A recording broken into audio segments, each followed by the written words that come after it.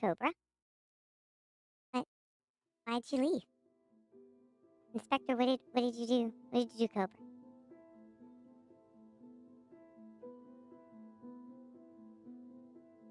You made this nice background. You made her go away.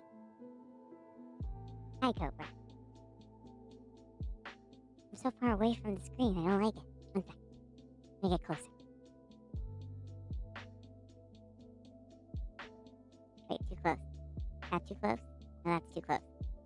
Oh, ho, ho. Out. Yeah, that's good distance, yeah. I think that's good distance. Okay.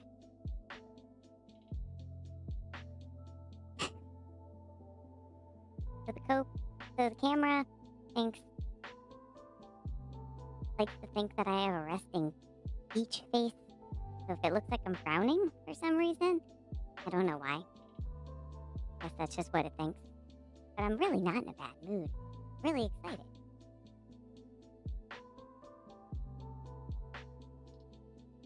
Okay. So I haven't started up the game yet because it has an intro. I want to see the intro. That's why I hadn't started the game. I got her fishing. Got a cool background. That camera's up. Got our lurk bait leaders up and running.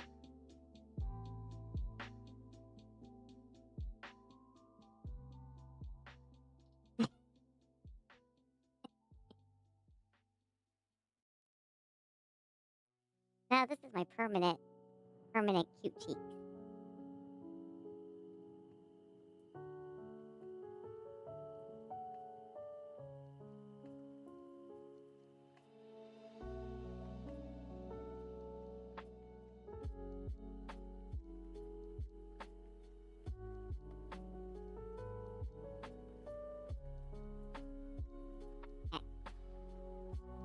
Give another minute or so to let people join us before we get started.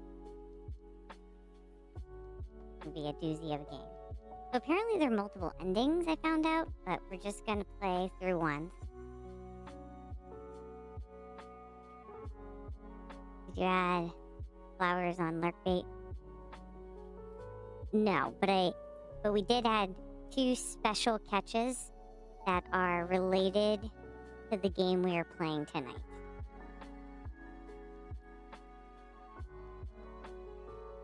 One legendary and 1 common.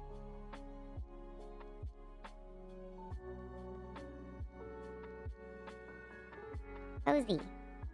I know this is an 18+ stream tonight, but, geez.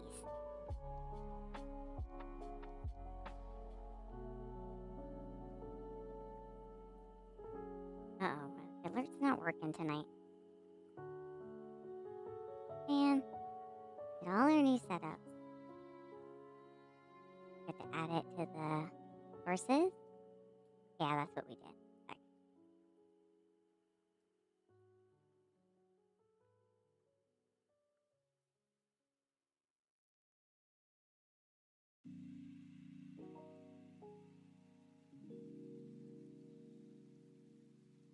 Oh, I see what you mean. Yeah. We added flowers to the lurk bait border, and then we changed out the cat cam border to be flowery as well.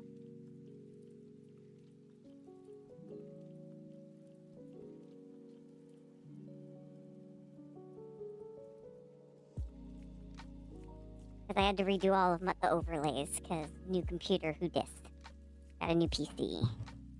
Main PC. Because we took the old PC and moved it into the Crafty Hands streaming area. And then we have the new PC and for everything else, so yeah.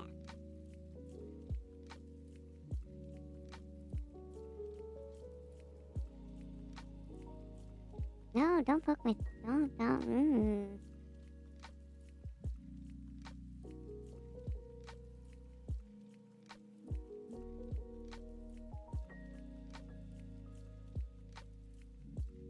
No, I don't.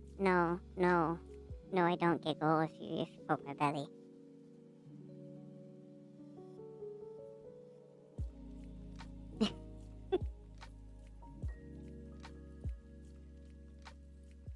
I think I can disappear completely out of screen if I really back up far enough.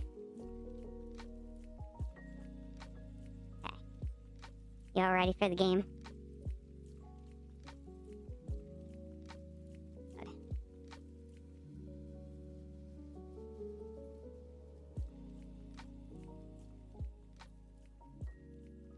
Mm-mm. I need to be hearing that all night.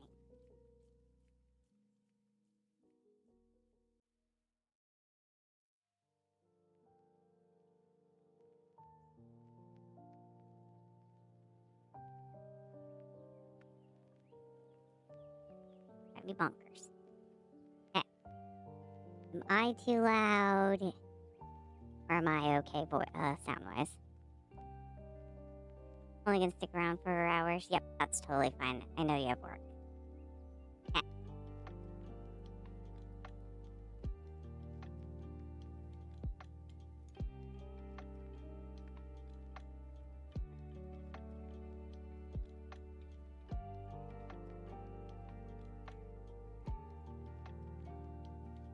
You here for the long haul? So we're gonna try to play through the whole game at least once. Hopefully I can do it.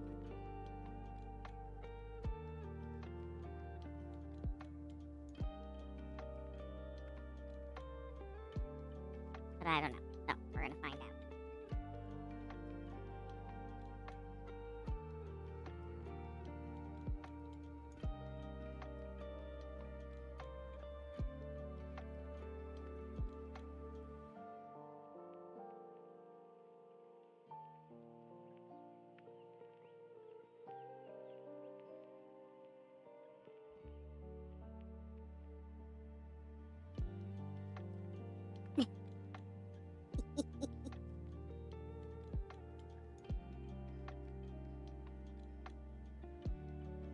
And this is why I'm playing the game and not Lofi.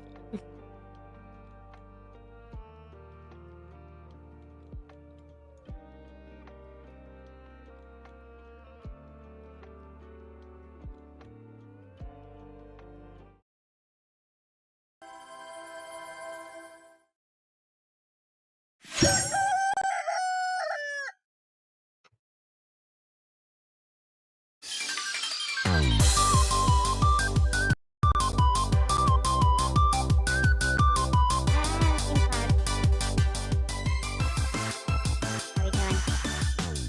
Yeah. How's that?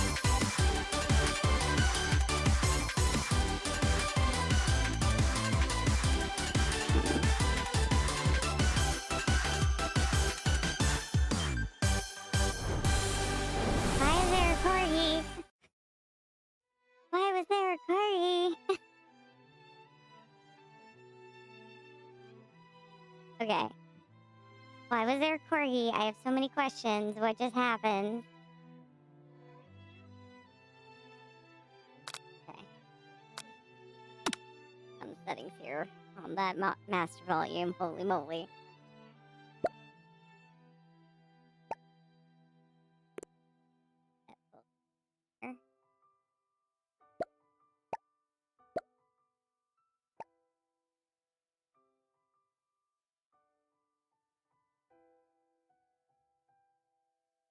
KFC meets anime meets dating sim. Yeah, pretty much.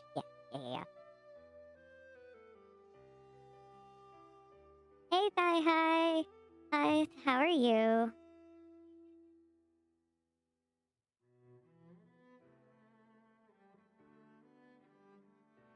Welcome in to a very special stream.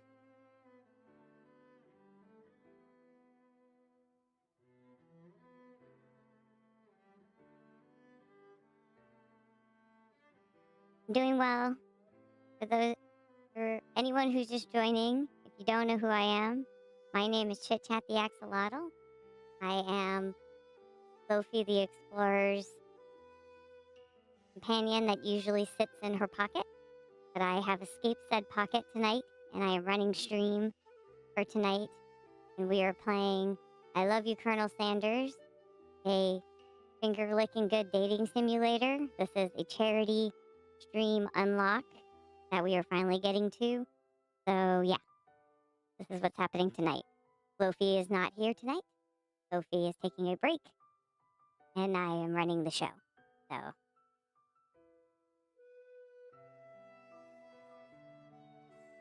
I am not a demon or an eldritch being. What are you talking about? I don't know what you're talking about. I'm too cute for that.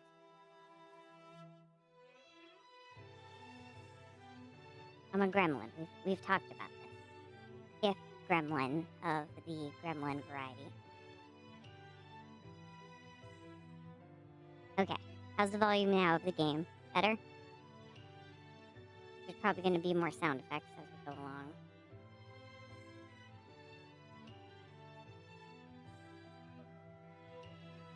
Eating din din and you're looking?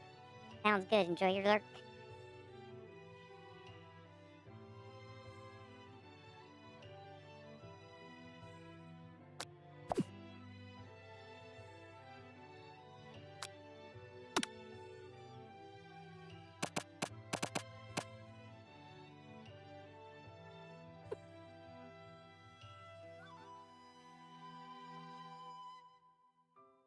Still too loud?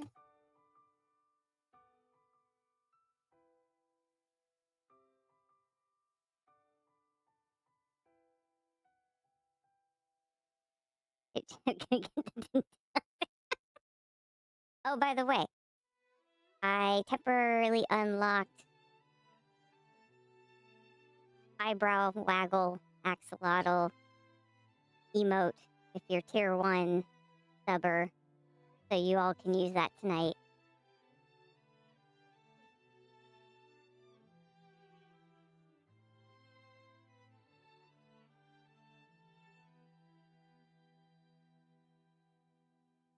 Oh, also, everyone say hi to YouTube. They're also hanging out with us tonight.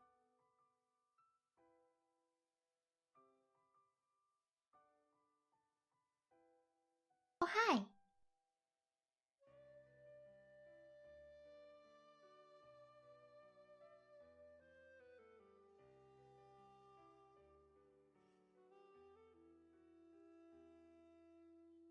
They can see our chats and vice versa, so.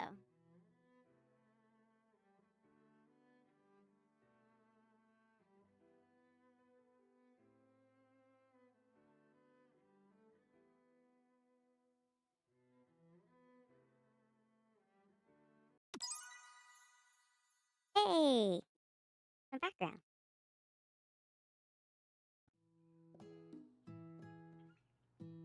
You sleep softly as the morning sun catches a warm glow through the window of your modest student apartment. Oh, I'm a student. I like my poster. The world is peaceful and serene. You could stay in. You can stay in the moment forever. Or you could wake up now. Now, your first day of culinary school. Your first day of culinary school is no time to sleep in. Throw the clock out the window. And stay spending.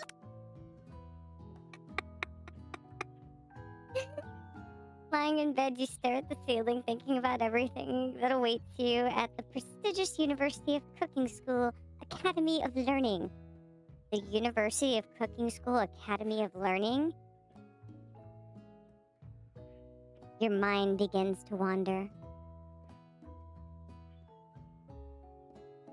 Let's see, my options are: you'll need to take it seriously.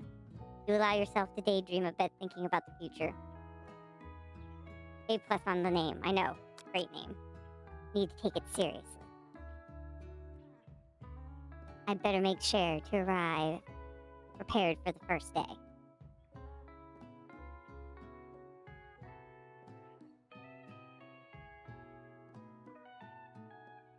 You bust through your morning checklist. Teeth equals brushed. Hair equals combed. Pits equals deodorized. Nothing can stop you now.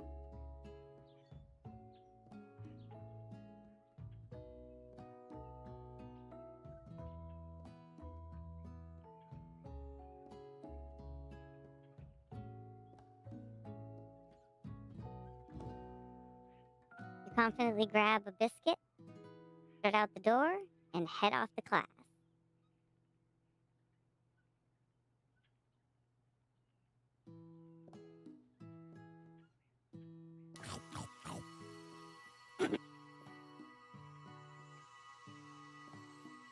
I wish this text was easier to read.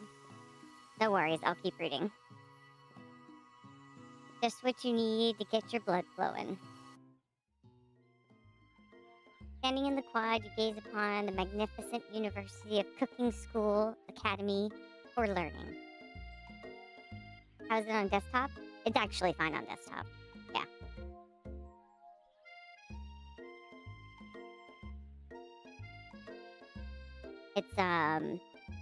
It's pretty big. Here comes your lifelong best friend forever, Miriam. She's the most adorably awkward person you ever met, and you absolutely love her for it. Good morning, ChitChat. Are you excited for the first day of the rest of our lives? Actually, because I sure am.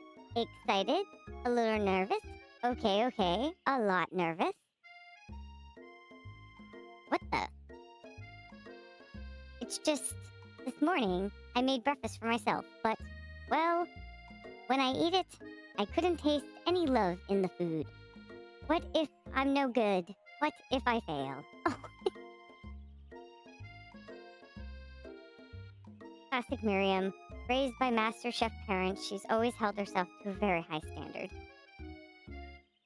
Ever since we were little babies playing together, you rescued me from that quicksand box. It's been clear to me that you're the most loving, caring person I know, and you're gonna do great. A quicksand box? Why? Why were we in quicksand? Yeah, that's what I want to know.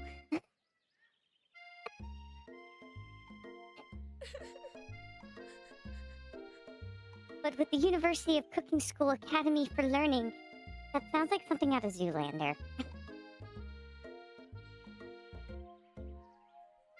Wait, okay. But with the University of Cooking School's Academy for Learning famous 3-day only semester, I'm afraid of being left behind and never catching up. 3-day only semester. Quicksand in a box. Minecraft is everywhere. A sweet girl, Miriam, has always had a flair for the dramatic. This summer, she got so nervous about her first kiss that she chipped the tooth practicing on a mannequin.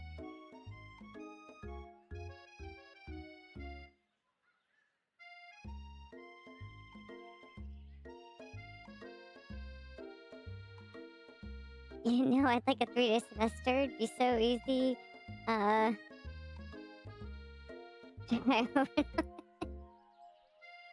Did you pep talk her or change the subject to give her some relief?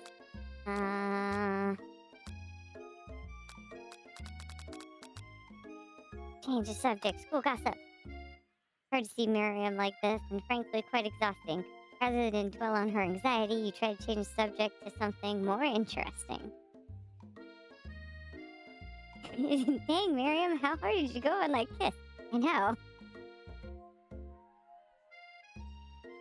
All summer, you've been hearing rumors about a dreamy, enigmatic mystery student who's enrolled in the school.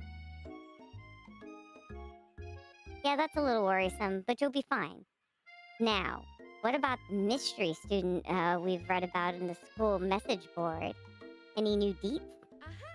Did I just say deets? Oh, get this.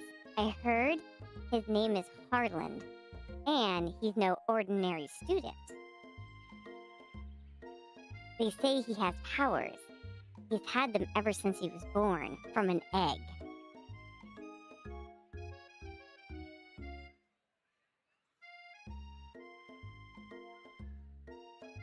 An egg?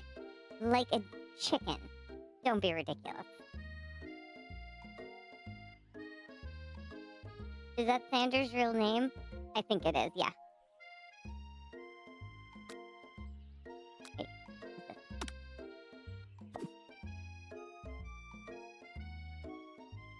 But the thing about having powers, it would line up with some of the other rumors I've heard. Like, I heard he once fought a bear with just his smile. They're setting him up like Chuck Norris, but for culinary. You both sigh thinking about this, about a student so handsome that the laws of physics don't dare apply to him. Dreamy. Before you can get another word out, you are rudely interrupted when someone smacks your books and custom engraved measuring spoons out of your hands and onto the ground. Hey! It's okay, that's a way to spell this. It's Ashley, your arch rival. It's Ashley. Look how that's spelled. Ashleigh. She's totally evil, but you can't help but filled with jealousy. She can get anything she wants, and she knows it. And she has a peekaboo cutout in her top. I wouldn't date her just because of that spelling.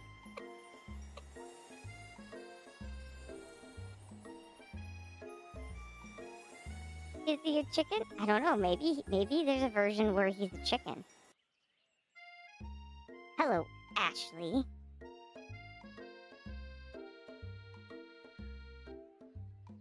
Oh, I didn't see you there, chicken shins. You leave ChitChat shins alone. They're perfectly normal shins. Yeah. Nope. I have to.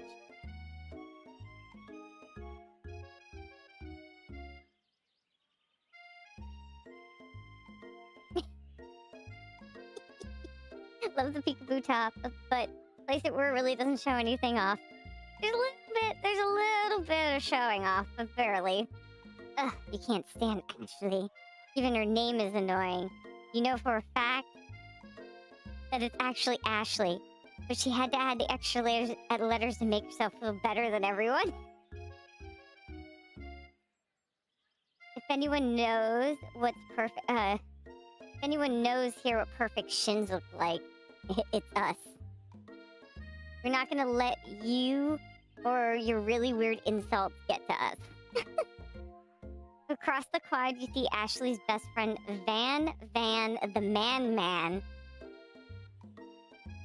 What? Did I just read that? Yeah, okay. Has stopped to look at his own reflection in the mirror. His pants are so tight, you can see him casually working out his glutes while he styles his hair. No lie. They're rocking glutes. Ahem. Van. Ooh, that's a face.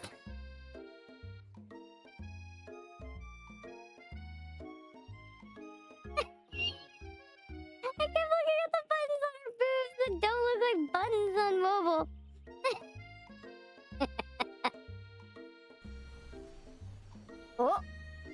Oh, this is JoJo.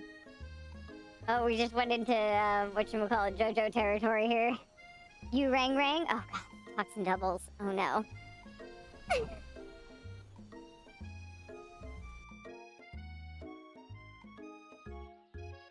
Hold up. His outfit. JoJo meets Kronk. Yeah. You've never been sure what their arrangement is, but as long as you've known them, Ashley and Van have been just as close as you and Miriam, but substantially more devious. His hair.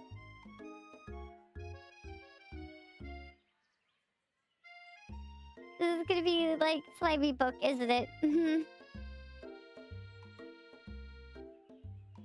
Look at the cutout. Look at the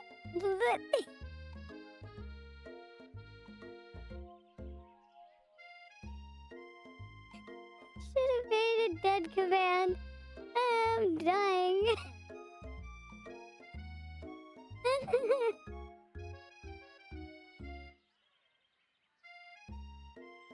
I can't believe the University of Cooking School Academy of Learning would ever allow people like you to attend as students. I know, right?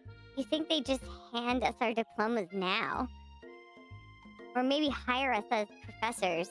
You amateurs could learn a lot from us. With the first day of school about to start, there's just not time to properly tell these two off, so you resist the urge. Let's go, Miriam.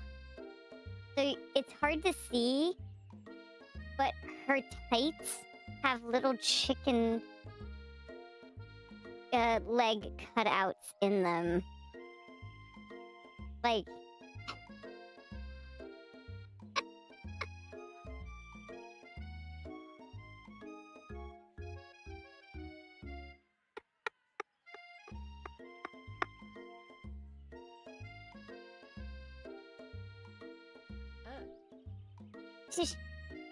See you later, losers.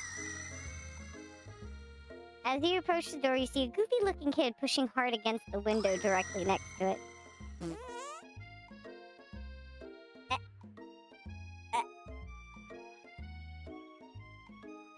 Oopsies! I think it's broken.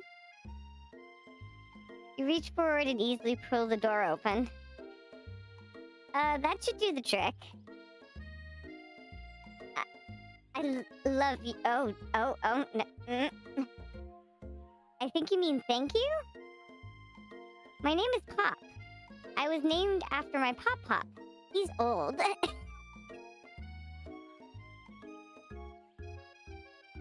Could someone like this also be a student at the school? He must be one heck of a chef. Also, his name tag clearly says Bob. But I guess he's reading it upside down. Hi, Pop. I'm ChitChat. So... Are you gonna make me hold the door all day?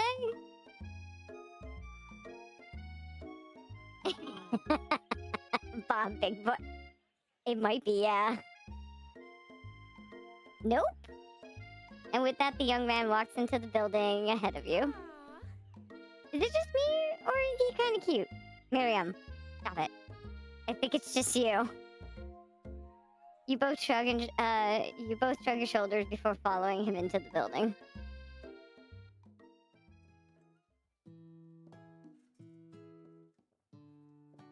Yeah. You stand at the edge of the room, unsure where to sit. The other students wander in and keep themselves busy chit-chatting.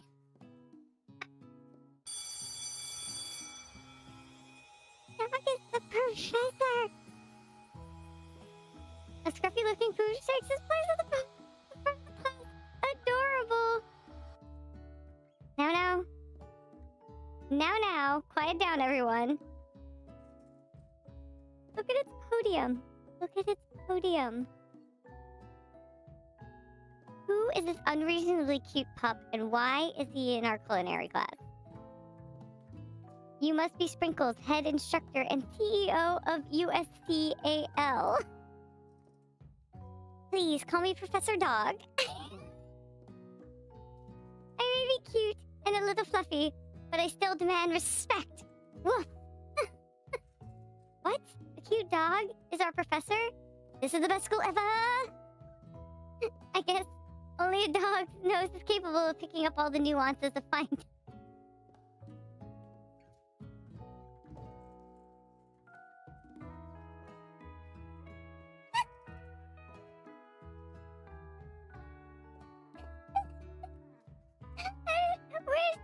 What is happening?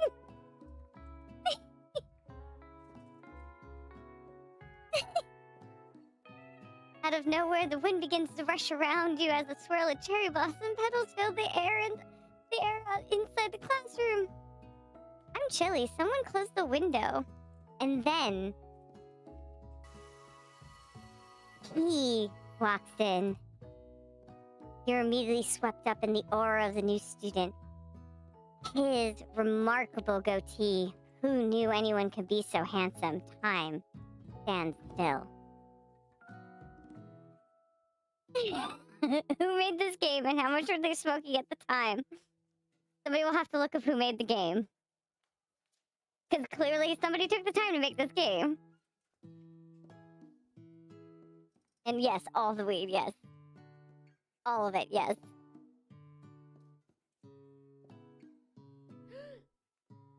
It's him. If it isn't my favorite student, Harland. Colonel Sanders interrupts Sprinkles. Sorry, Professor Dog, before he can finish his sentence. Please, call me Colonel. Colonel Sanders. A hush murmur rolls through the classroom as Colonel Sanders walks down the aisle of desks. Suddenly, the room is sweltering. Sweat begins to bead across your brow. You feel like everyone is looking at you, and you're not entirely wrong. And this over here must be Sweaty Sweats a Lot. Maybe we should open that window back up before Faucet Pits melts into a puddle and evaporates entirely. You two both know my name. We were in the same kindergarten class. And what is with your weird insults? Take a moment to clean yourself up. Good thing you didn't forget about your deodorant this morning. Oh no, what happened if I hadn't have done my deodorant? Oh no. This classroom is hot, hot, hot. That means there's an option that if I hadn't done my deodorant, it would have been worse?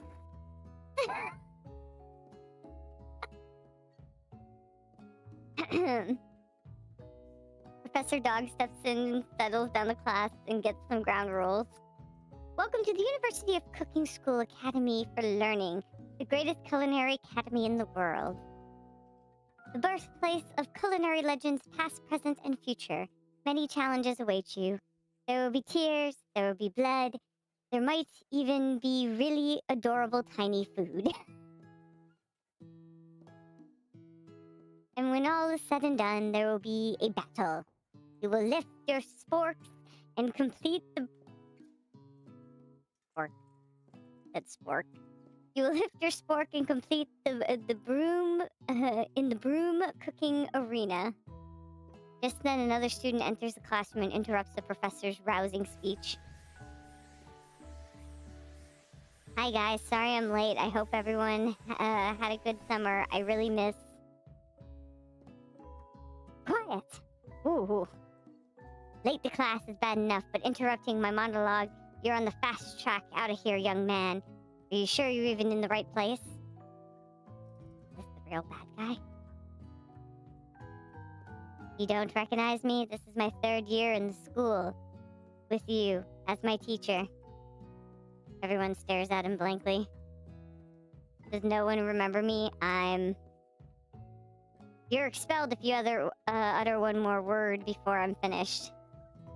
Let that be a lesson to you students that tardiness is unacceptable.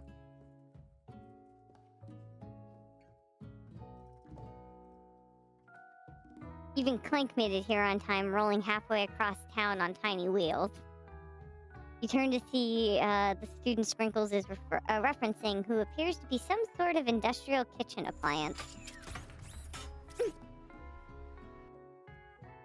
Class burst into laughter. Yeah, dude, you only have 3 days. Oh, Clank, you rascal. Sprinkles walks in the classroom as everyone stands in silent obedience. When he gets to you, he lifts his nose in the air and takes a deep sniff. Your diet is lacking. Based on what I'm picking up here, you definitely need a multivitamin. You should be taking better care of yourself. You've never had a talking dog as a teacher before, but Sprinkles' reputation for being smart but tough is well known.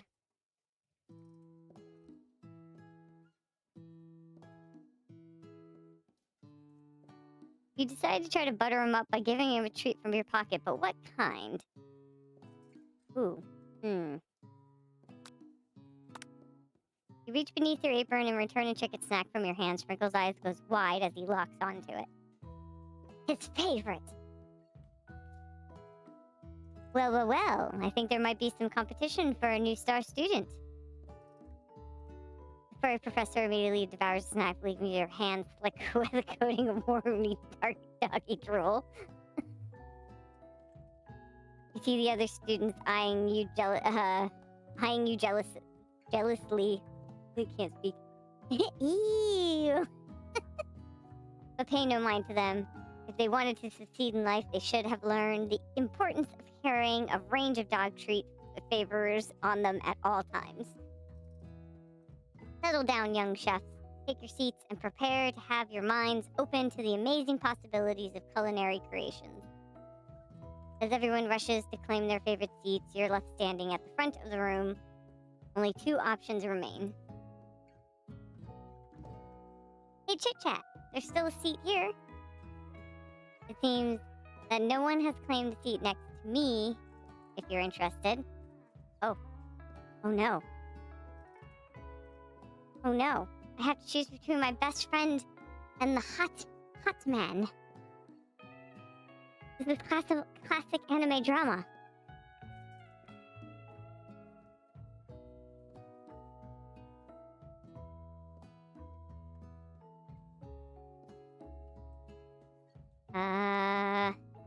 No, I don't have my D2.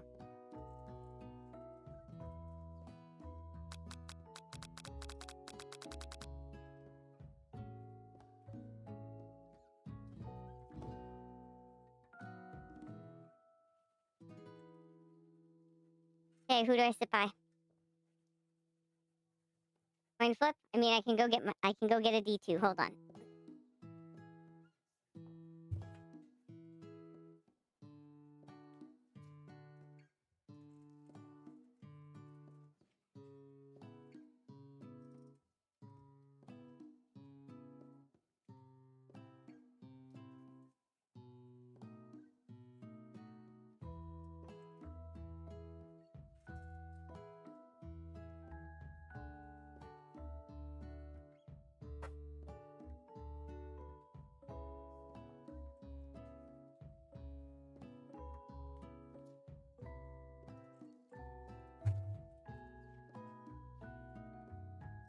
Okay.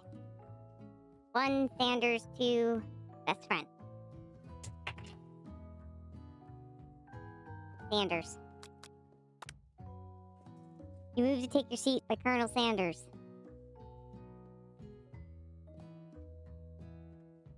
It appears he brought no books, pens, or pencils.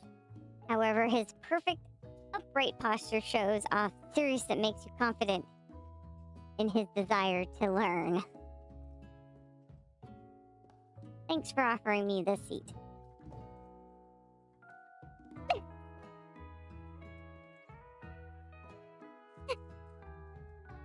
I've only had 2 rules. Do all you can, and do it the best you can. It's the only way you ever get that feeling of accomplishing something. Suppose. That's so inspiring.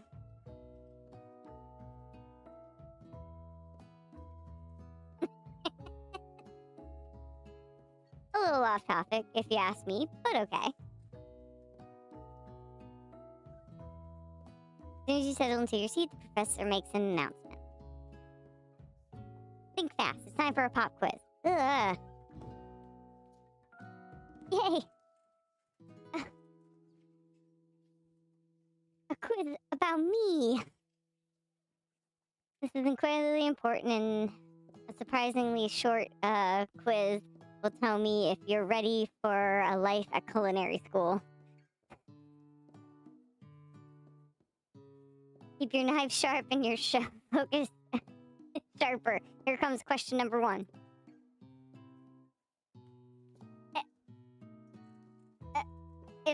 If train A is traveling to point B and train B is traveling to point A, how important is it to wash your hands before cooking? Extremely. Looking at you, Pop.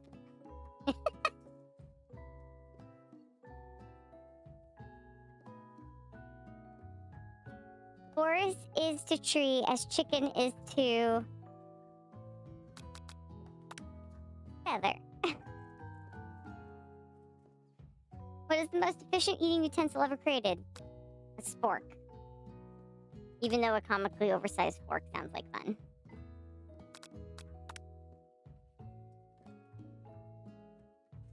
What food is best for a broken heart? Anything as long as it's prepared with love and not too much salt. Camel meat.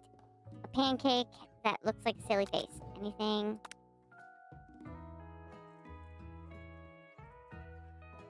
Is Sprinkles a good boy?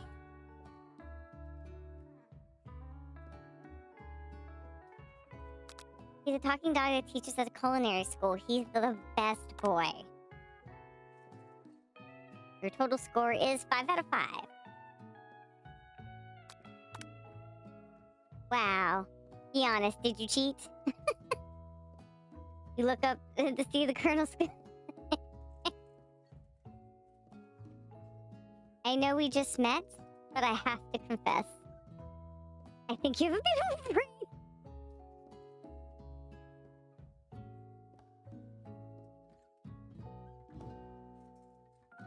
Diggity chit-chat, you just scored some major Colonel Sanders points with that performance.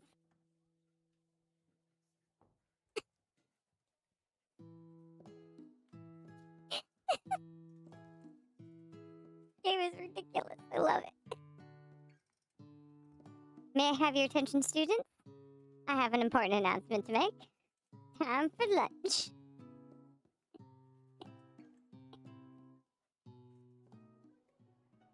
Woo.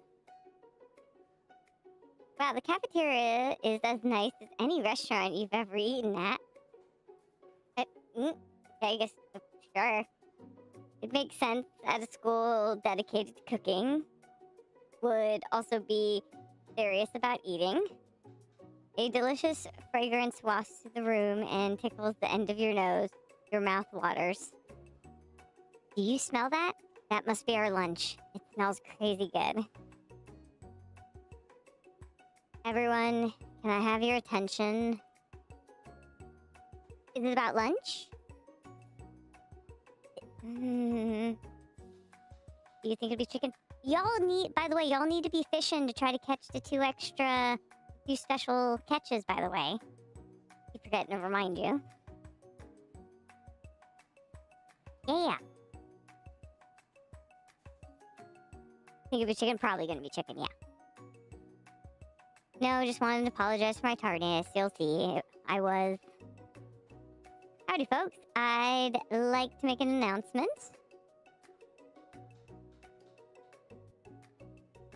Hey, I was...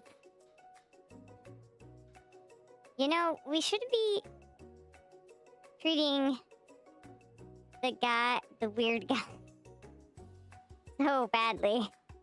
It's about lunch. Everyone cheers. And I know I shouldn't be calling him the weird guy, but yeah. He's giving me the heebie-jeebies. But hi. Shush. Lunch, lunch, lunch.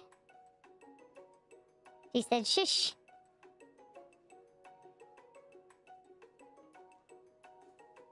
We're gonna turn him into serial killer? Seen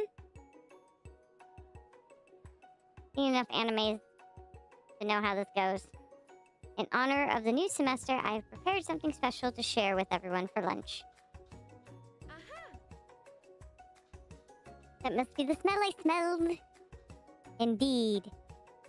That smell. You hold your breath waiting to see what food this mysterious student has created. You've heard he's very talented, but were the rumors true? That this. Colonel Sanders lifts a large bucket above his head. The contents glimmer in the light. Piled high are huge pieces of chicken breaded and fried to a crispy golden finish. The aroma envelops you and you begin to feel warm and safe. Colonel Sanders has filled a bucket with chicken. What a novel concept.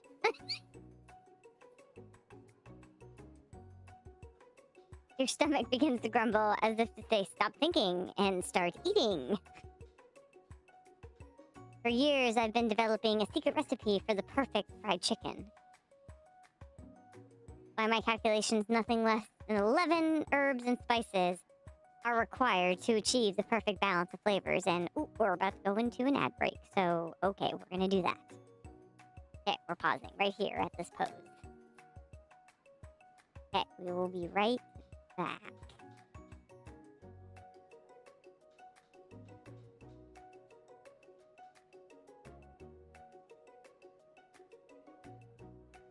Back screen. Back screen. Oh, my settings are different.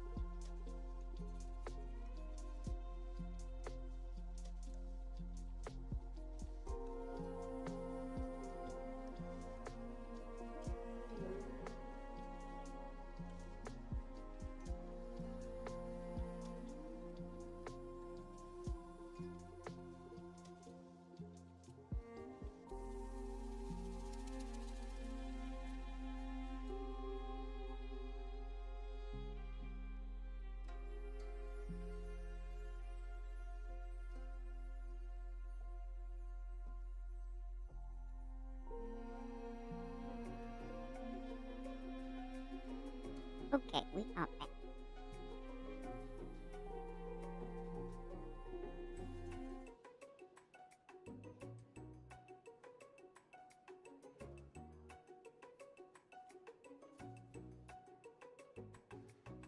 It was really.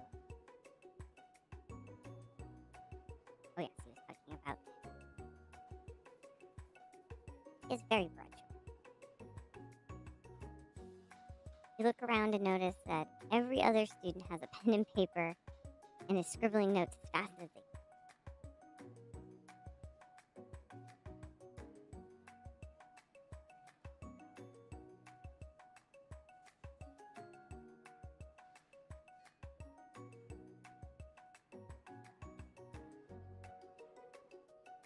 But that's all I'll say about that.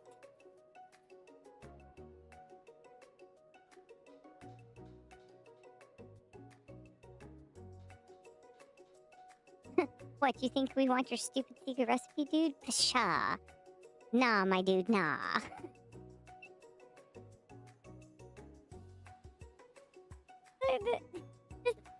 This. All of this. All of this. I'm just, drafting a last will and testament in case, one of those ingredients is a poison. Got him? He looks around nervously to see if anyone is laughing at his sick burn. His face. His face.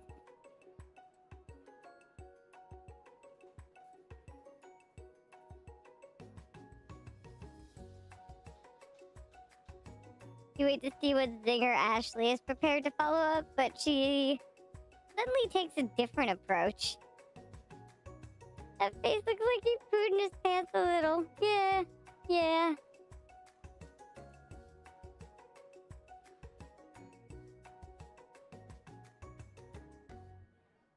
Yeah, and I was just like writing in my diary.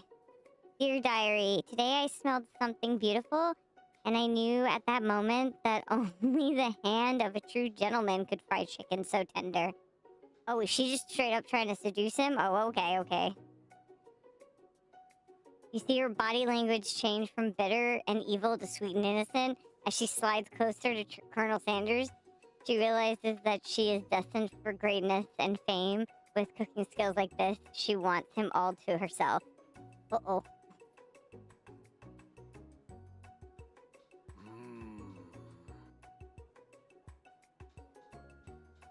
Oh, please. Well, Van, the man, if you don't want any. I'll take his. Whoa, hold on. I mean, I guess I'll try it. He takes one bite, and his eyes grow wide. He starts contorting his face as he tries to hold in his pure exhilaration and acts unimpressed. Easy now. There's enough for everyone. Please, my fellow classmate, dig in.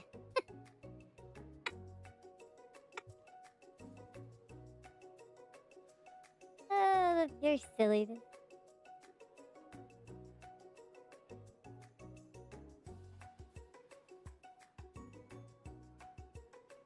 You take one of the pieces of fried chicken out of his bucket. Oh, hello, Raiders. Hello. Hi, Raiders. Hello, everyone. Welcome in, welcome in. Everyone say hello to the Raider group.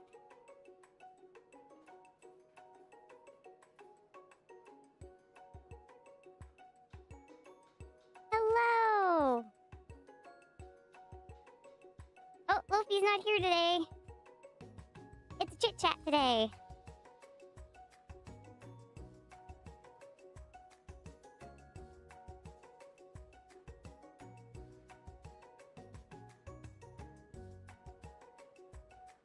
Yes, I have taken over the stream.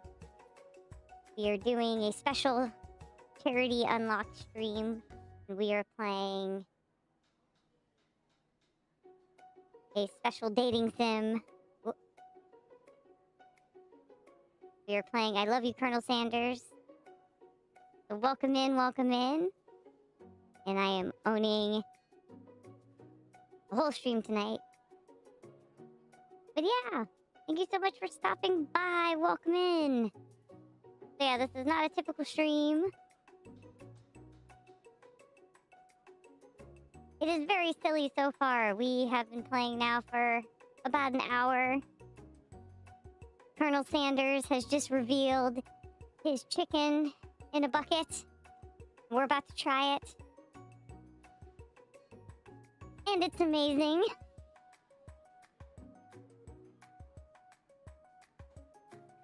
Yes, it's extremely silly. The characters are very silly.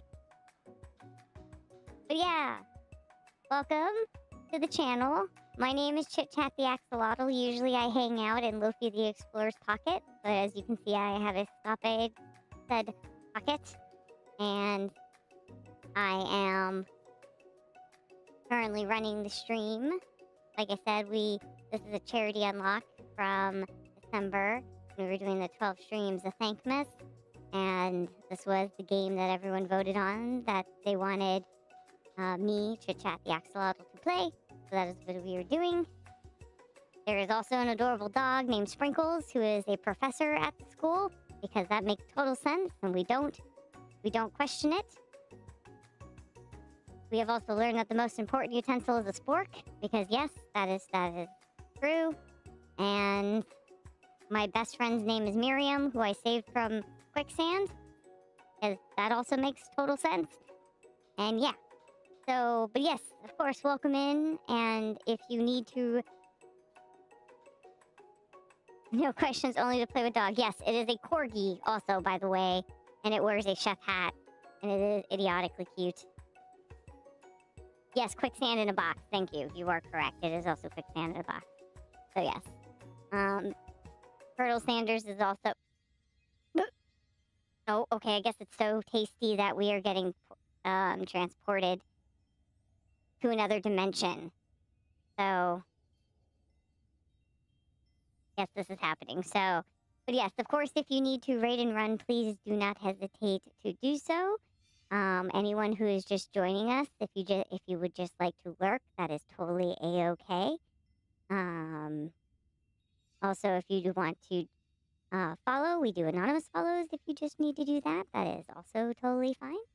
But yes, thank you so much for stopping by, and I hope you enjoy yourselves in this silly stream that we are doing. Typically, Lofi, when they are doing their stuff, they do variety streaming of like Minecraft and other cozy type games. But yeah, so this is what we're doing today, though. So yeah, we also have our cat cam over there in the corner, and that is Posy in the top bunk there, and on the bottom bunk is Birch. So yeah.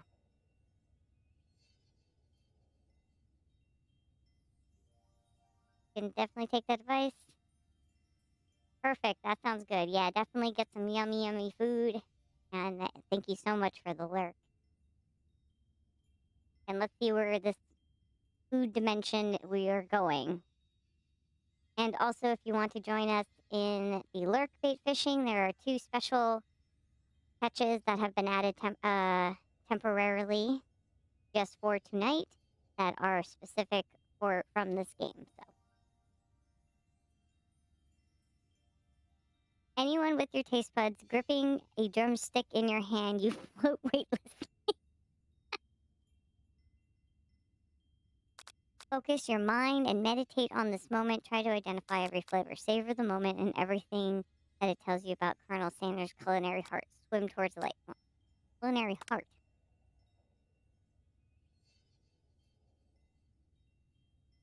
The flavors in your mouth are beautiful, pure, heavenly. What a guy. Alone with the flavors, you feel something that can only be described as love. For a man? For a flavor? Are they the same? I don't mean to laugh, but... After tasting his food, you try to get some one-on-one time with Colonel Sanders. Approach Colonel Sanders. Colonel Sanders smiles ever so softly as you approach. He stops what he's doing and allows you to break the silence. Colonel, I was wondering if I could talk to you for a second. Anything for a fellow chef. What exactly was on that chicken? How bold to come out and ask. The staff.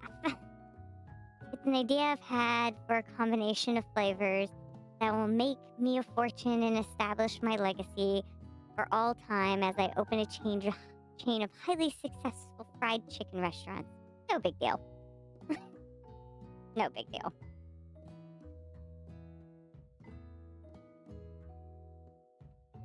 It's just you and me here talking. I can keep a secret, in fact. I got some of my own that I'd be willing to trade. What's the rush? The semester's only getting started. We've got 2 more whole days to get to know each other. He's clearly not going to give it up easily. But it doesn't hurt to be persistent. You know what they say about secrets, Colonel? Shouldn't learning be fun? Got moxie, I'll give you that. Colonel Sanders looks both ways to make sure you're truly alone, then leans in. You can feel his warm breath as he whispers. Just one ingredient. But you can't tell. I use...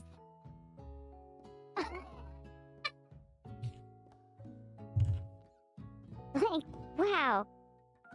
You'd never guess that. In fact, you're not even sure where you'd get some if you searched.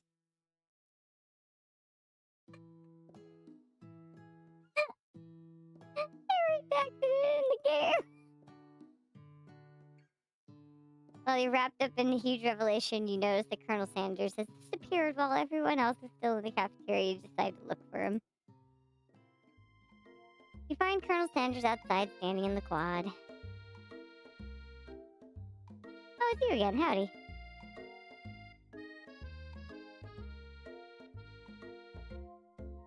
Must be frog spit. Nah.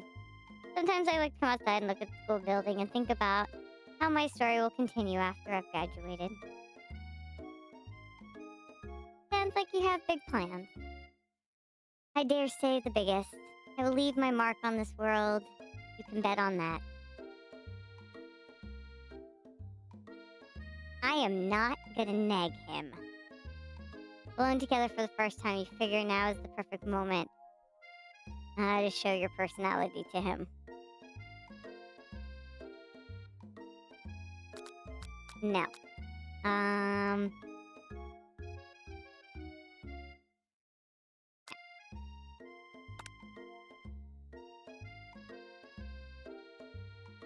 Well, I just wanted to tell you that I really enjoyed your food.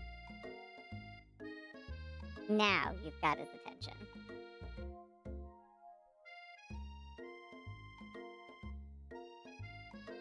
The flavors were complex but comforting.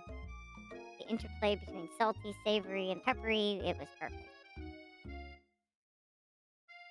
I appreciate the compliment, ChitChat. I'm sure you'll be a big success. I know we've only met today, but I'm starting to get the same feeling about you. We should head back inside. The next lesson starts soon.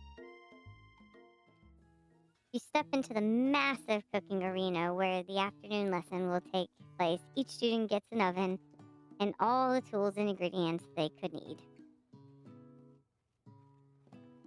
Look at this place. It's magnificent. Magnificent. Finally, we get to show our stuff. Wait a second. Oh no. We have to show our stuff. What if I totally blow it? You're not gonna blow anything except maybe kisses to the crowd of fans you're gonna earn with your signature adorable tiny food creations. That sentence could have gone so wrong so fast.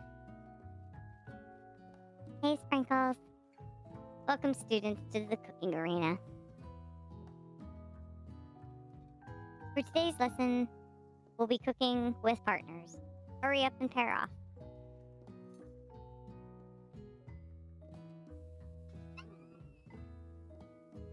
Naturally, Miriam looks over at you, but unable to control yourself, you pounce on Colonel Sanders. Sorry, Miriam. Apparently, I've turned into a horn dog.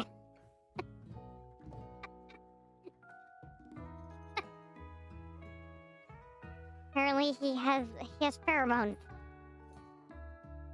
Hey, Colonel, would you like to tackle lesson as a team of two? That is, me and you, if that wasn't clear. Want to be my partner? Aw. Sure, chit-chat. I'll prepare a station.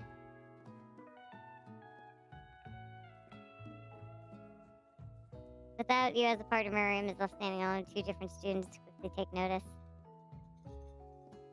Hello, new partner. Beep boop. Bzz. Oh my, two potential partners. I'm so sorry, gentlemen, but I don't know who to choose. Looks like you'll have to pick for her. Friend duties can be a little awkward, but that's the price you pay for not being, alone forever. Who do you want to ask to be Miriam's partner? Hey. I flipped a D2 originally and got Colonel Sanders. That sets the fate. I don't want to hear it. Should I flip the D2 again? Or should I just pick Clank? Because I don't know how I feel about...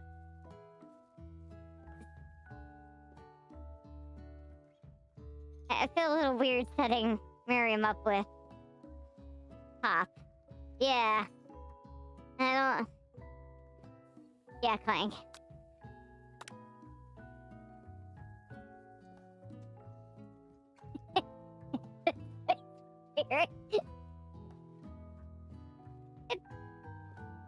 What does that mean? You already ate. I don't know. I think we made the right choice. Not entirely clear if Pop has any idea what the point of school even is at this juncture. Clink is clearly excited to have some attention. He heats up and begins to roll back and forth. Warp, warp, warp. Hold on there, fellow. We don't even know what the assignment is yet. Technically, Clank might not even have a face, but there is something charming and earnest about him.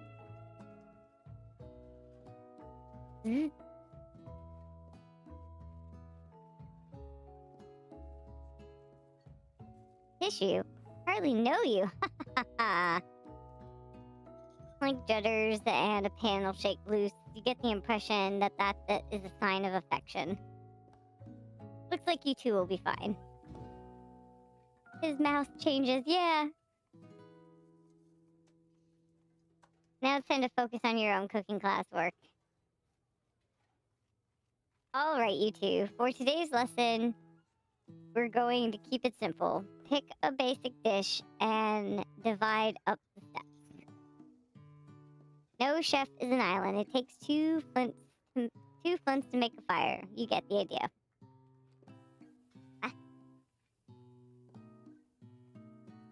Which dish do you suggest to your partner, Colonel Sanders? Egg tartare seems easy enough. It's fancy, and you don't even need to cook it. Using octopus to blow Colonel Sanders might... Grandmother's mashed potatoes and gravy. Mashed potatoes and gravy. Yeah. Duh. Always been something of a down home what? That term.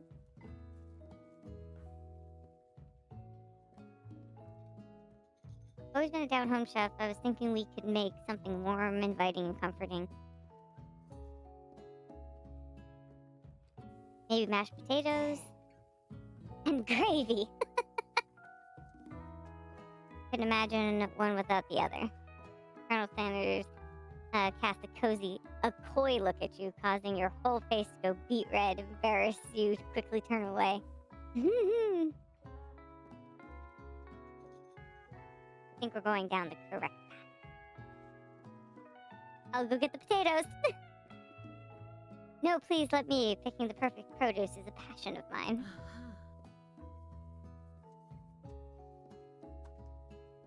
Looks like some things are getting pretty fresh around here. Does somebody have a crush on Colonel Sanders? We're just cooking partners. Mind your own business. Sanders' heart is my business, and you better keep your fingers off my man. Did somebody call for me?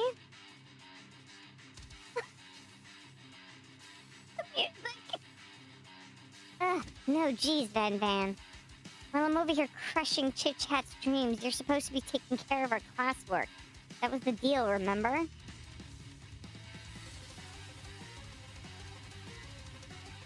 Why is the music so intense? Colonel Sanders returns, armful of peeled potatoes. He tosses them into the boiling water and turns his attention to your old friends. Oh, howdy there, Ashley. Van Van. Are we working in a quartet instead of a duet now? Actually, no. It looked like ChitChat was struggling, so we offered to give them a hand. You know how it is. These young amateur chefs need a lot of mentoring.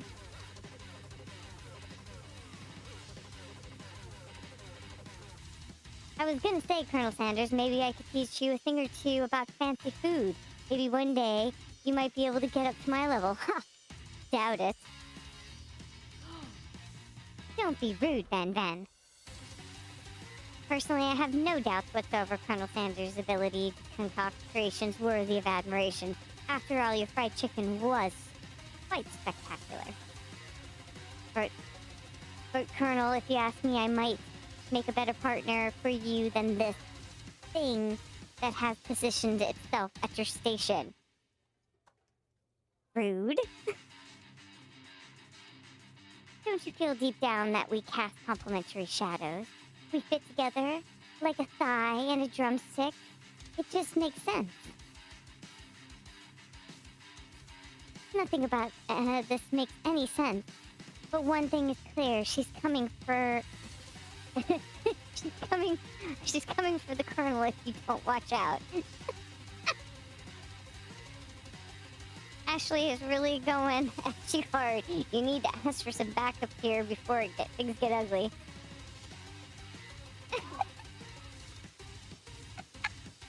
Turn to Colonel Sanders, hunk of hunk in your time of need. Turn to Miriam, your forever bestie always has your back. Alright.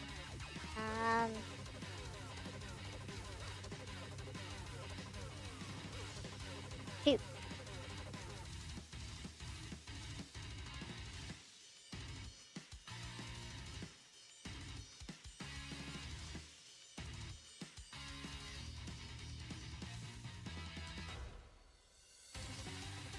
I'll flip for it.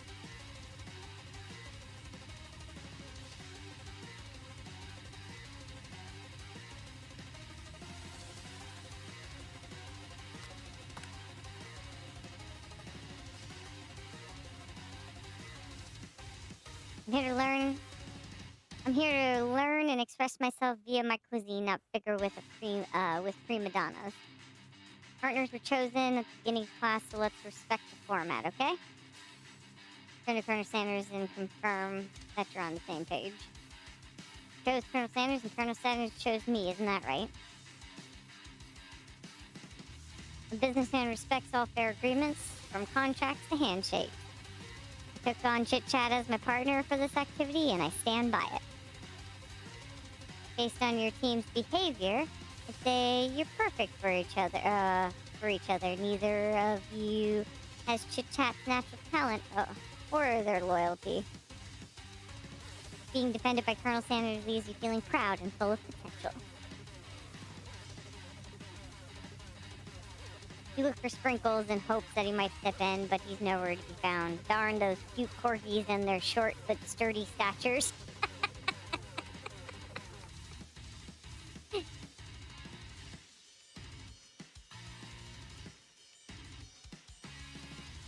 You look down at your station and realize that in the tension of the moment, your hands have been cooking on autopilot. Distracted by the drama, you've already crushed and boiled the potatoes into a perfect creamy mashed texture, with plenty of butter and cream for flavor. It says if your natural passion guided you through the steps you've known well while your attention was elsewhere. I know just what to do.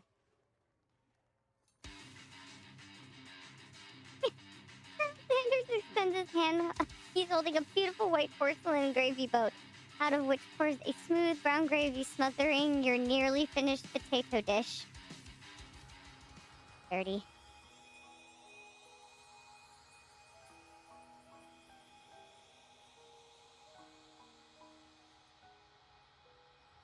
Gravy flows down the mound of mashed potatoes. The result looks spectacular. Granny would be very proud.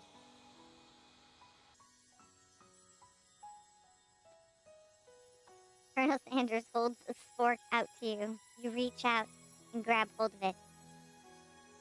He doesn't immediately let go. The two of you stand holding the same fork, and for a small moment, all the madness and pressure in this crazy world stops.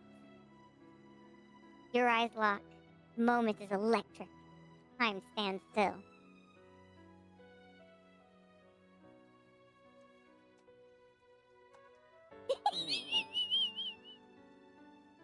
If you love something, set it free.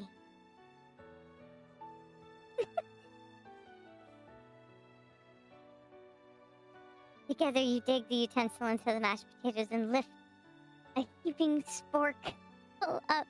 And when you see Ashley with a sinister look, you know she's plotting against you to be with Colonel Sanders. Okay, you're gonna stay till the ad break, which falling asleep. Okay. Sleep well. May you have interesting dreams about Colonel Sanders, maybe?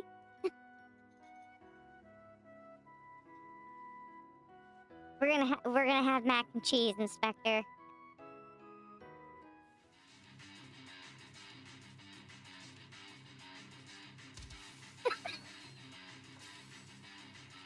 And then, filled with rage, and without thinking, you fling a spork full of mashed potatoes right into Ashley's stupid, beautiful face.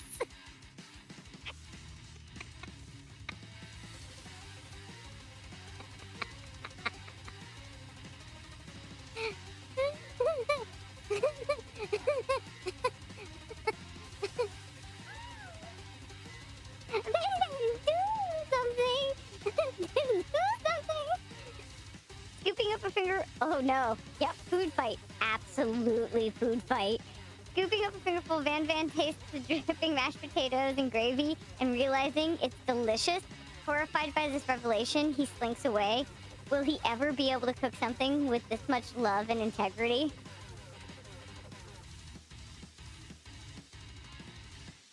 Hold on right there, ChitChat. We do not waste food in the room cooking arena. Colonel Sanders, I expect better from you. If you throw one more spoonful, you both better be prepared to eat it from wherever it lands. Oh!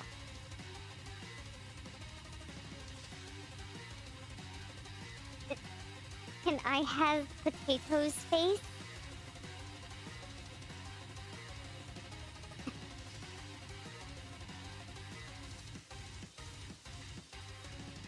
Van rushes back over,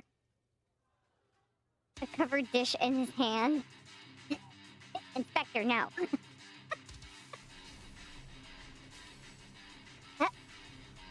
What? Mashed potatoes with gravy? Pathetic. In just a few minutes, I've prepared a full meal. Gaze upon my specialty, braised tentacle of octopus in a silky saltwater sauce, plated on a battle axe, foraged with my supreme chef.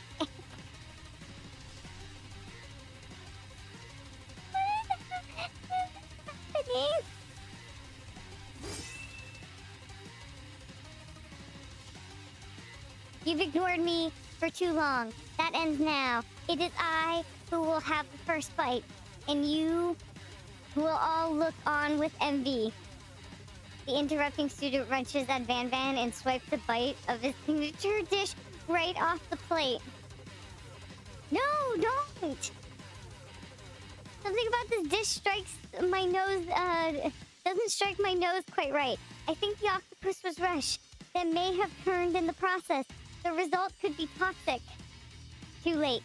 It has been eaten. Uh-oh. I think I left something in the oven. I don't feel so good. Oh.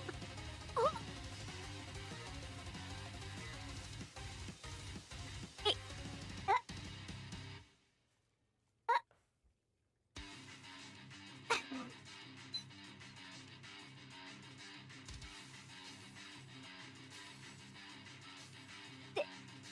Did Ben kill somebody? Step back, don't take another bite.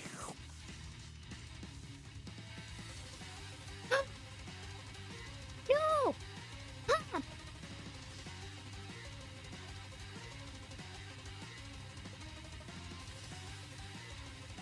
Pop winces in pain for just a moment, but then almost immediately back to his oblivious self.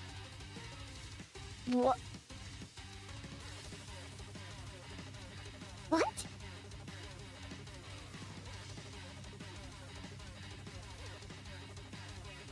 The entire class has gathered to watch Pop's final moments. Shock has frozen the whole crowd. They're as motionless as statues. The class bell rings, disrupting the moment and snapping everyone back to reality.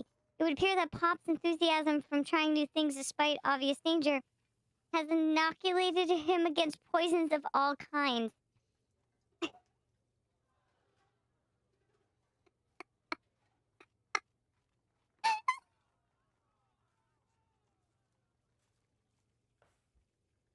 Hi, Cassie! Not Lofi, it's ChitChat. Lofi's taking a break tonight. It came at a crazy moment.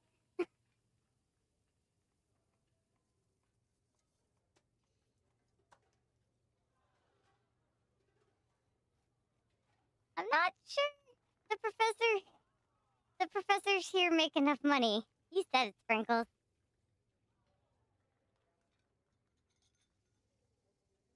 The ghost of student. Hello? I just turned into a ghost over here. Seeing that you're shaken up by the really annoying student and all of his nonsense, Colonel Sanders approaches you. I'm sorry you had to go through that. Please, let me walk you home.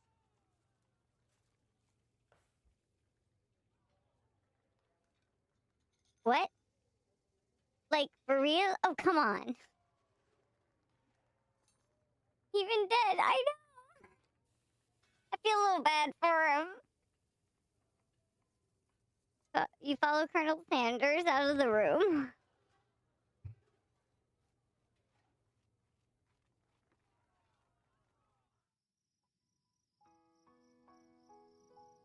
At night, the school building has taken on another vibe entirely. It's dark and more than a little spooky.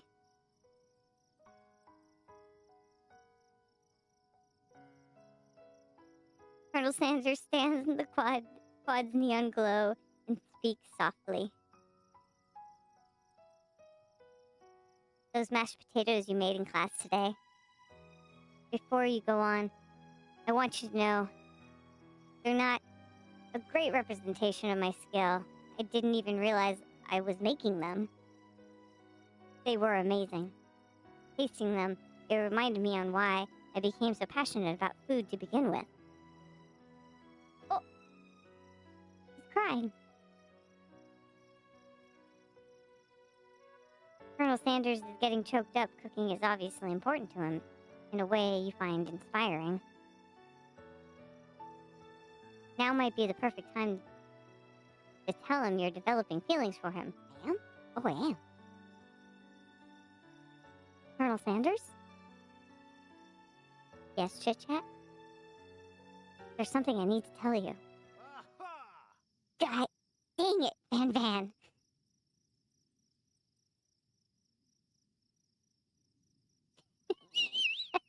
I'm gonna punch that star off of your head. Hold it right there. There's something I need to tell you first. Oh, jeez. You see, when I was just a boy, I had a dream that one day I would be the greatest chef in the world has ever seen.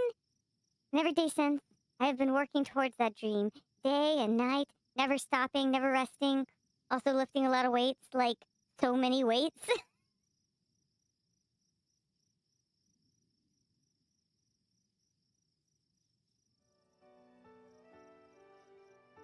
We should follow our dreams with all of our hearts, that our souls may grant them, like wishes floating on a shooting star. Hey, no, you... Shut up. I'm the one here to say inspirational stuff and be the star of the story.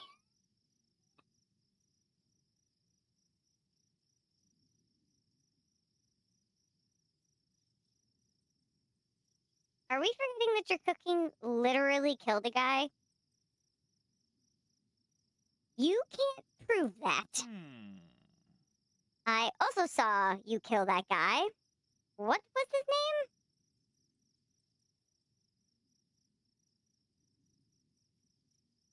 name? Somewhere...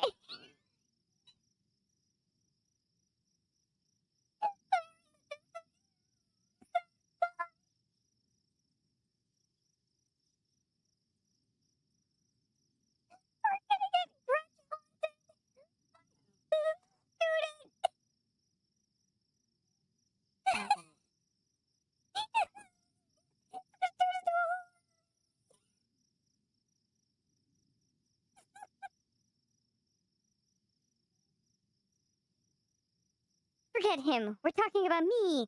Me. I'm the hero. The spork monster is here to fight a hero.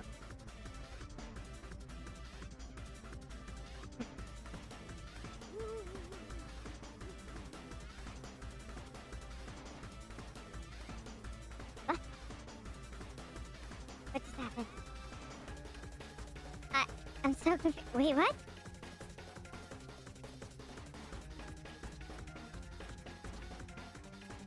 I think I left the fridge door open. Later, nerds! How dare you threaten me? Just as I was letting down my guard and connecting with another chef on an emotional level.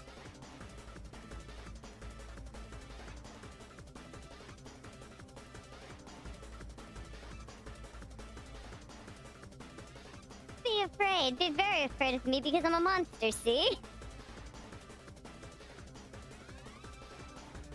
Is he rhyming on purpose, or is that just a coincidence? But before you can discuss syntax any further, it's a turn-based fight sequence. What will you do? Attack? You decide to go... Okay. Cook with love? Okay. Just... Oh, okay. It just got real.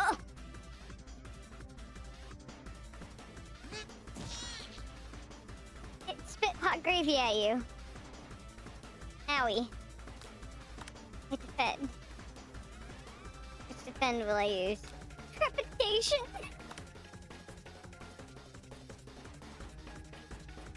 You continue to stay back and endure whatever comes your way. It seems like a pretty wild, weird strategy, but okay, sure. You do you?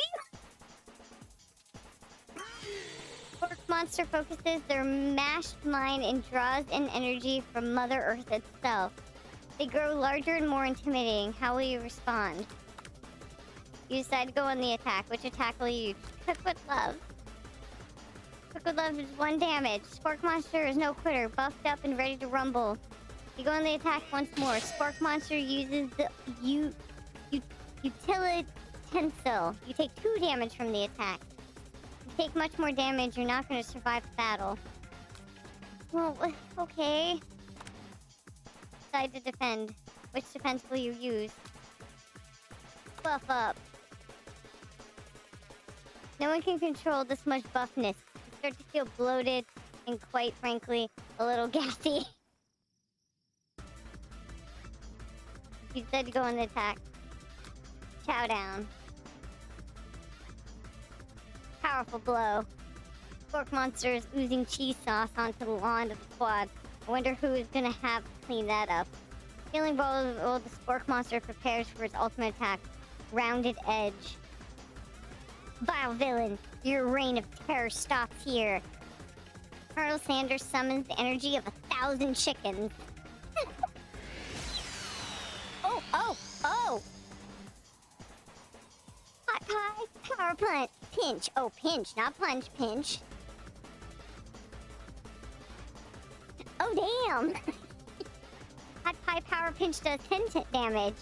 Spork monster is defeated. You saved me. An injured Spork monster spews steam into the night.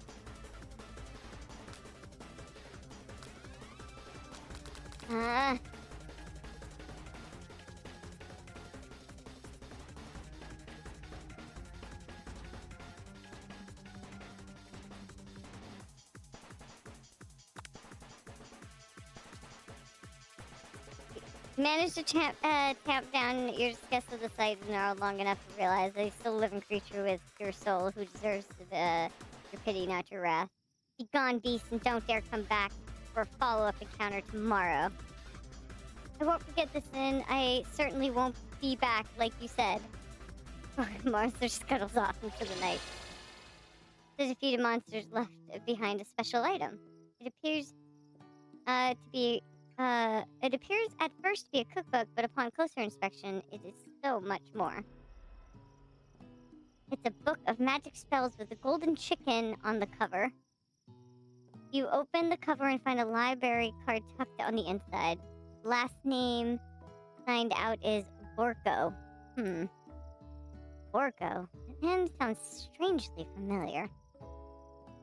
Your blood is pumping as you stand in the quiet of the night, holding the mysterious book in your hands. You come down from your battle buzz, you realize that your final attack has left you completely depleted, and the world around you begins to fade away. Without any energy to keep your eyes open, darkness overtakes you. Oh, he's in my bedroom. The image of Colonel Sanders flashes before your eyes as you fall asleep. He must help you get home in your tired state. You don't know if you could have made it without him. What a guy. You want to thank him, but you don't have the strength to utter a single word. You feel your covers being pulled up over you as you were tucked in tightly. Good night, my Colonel. In your dreams, you're together with Colonel Sanders. For some reason, Sprinkles is also there instructing your love. Dreams are weird.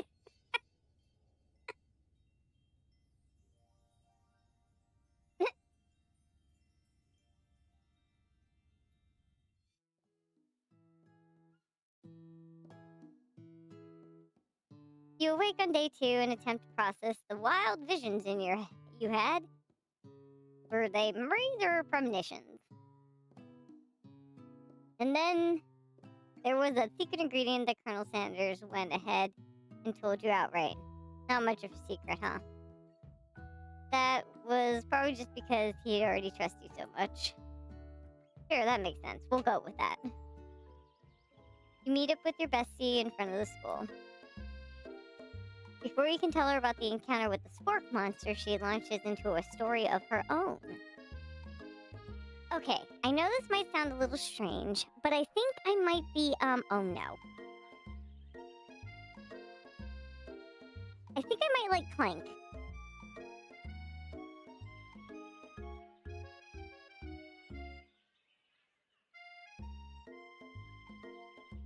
Like him, like? I know, it sounds like it's moving too fast, but there's something about him, I like him, like him. And this is why we chose Clank.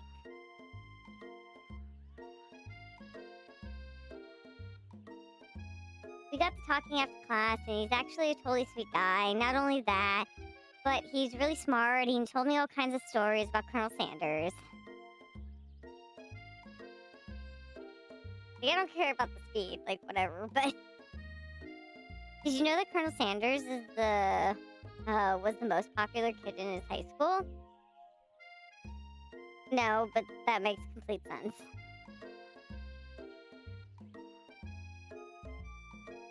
Yeah, he was so popular that he was voted prom king at that school, at a school that he didn't even go to. And was also the, wait. They didn't go to, and was also the convertible that he himself rode in at the front of the homecoming parade.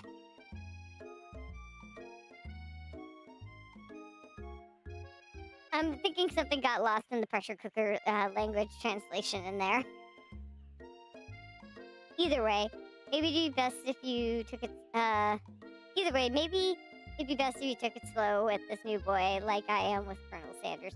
I am not taking it slow at all. We're not taking it slow. You and Colonel Sanders, the coolest guy in school, the most famous student to ever attend the University of Cooking School Academy of Learning. You're a thing now? Whoa! Somebody's grumpy. Oh, okay, we're gonna take a quick ad break, everybody. We will be right back.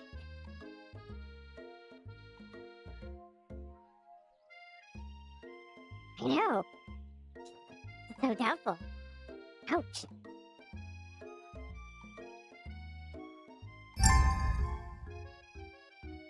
Ah, yes. Stretch. We will do a stretch. Everyone also stretch.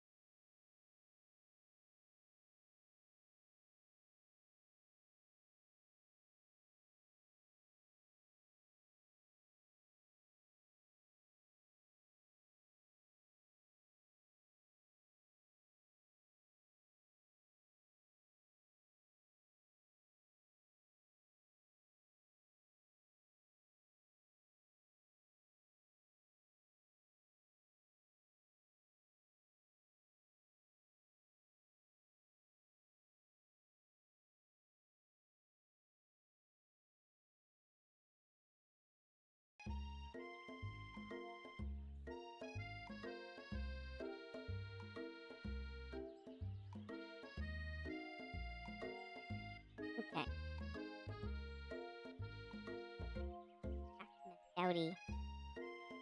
Dowdy McDowdy pants. Dowdy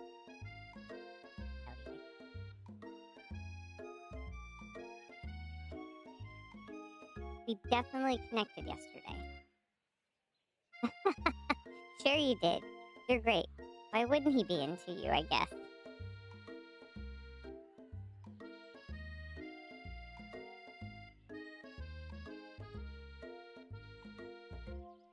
Laughing at the implication that you and Colonel Sanders might be a thing is definitely not cool. You are great.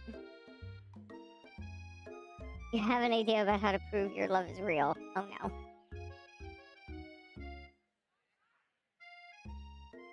Oh no, don't do that. Well, if he's not into me, why did he tell me one of the secret ingredients? Your bestie's eyes light up. Oh, don't do that. Secret ingredient?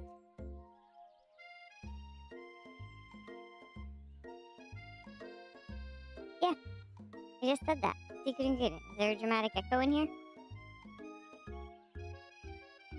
Room checks to make sure you're alone before continuing. Don't do that. Don't.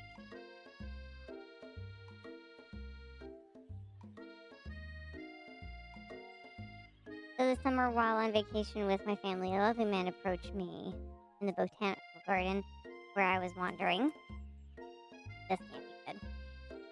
He told me all about his passion for spices, secret spices. Man even gave me some to show me what he meant. He said it was a powdered, created from a super duper rare dried flower petals, and that if I did him a big favor, I could have some of my own. Please, Miriam, don't tell me. So I filled my suitcase with them and brought them home. He was so nice. He even met me at the gate when I arrived later when I cooked with them. I felt a very strange feeling came over me, and the flavor was like anything I ever tasted.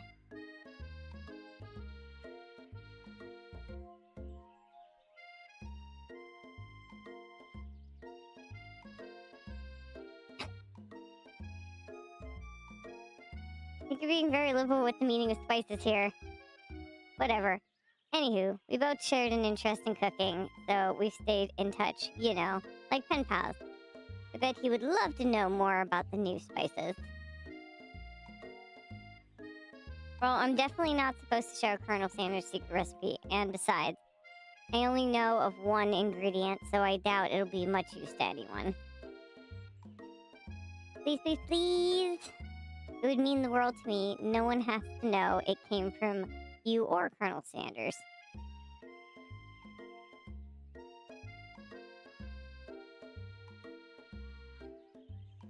Yeah, I'm not telling her the real ingredient. What do you think? Should I tell her? Yeah, no. You quickly think of a fake ingredient name. I don't know, how about... It was Eye of Newt, you know? Sounds like some kind of witch's potion, but what can you do? Eye of Newt, wow. Her eyes light up imagining such a thing. You figure out, satisfied her curiosity, and she'll move on.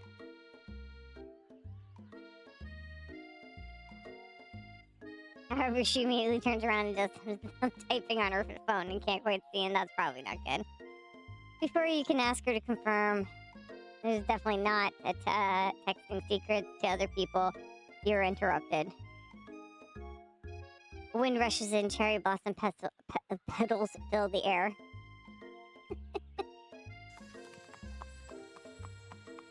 Why are we on a horse?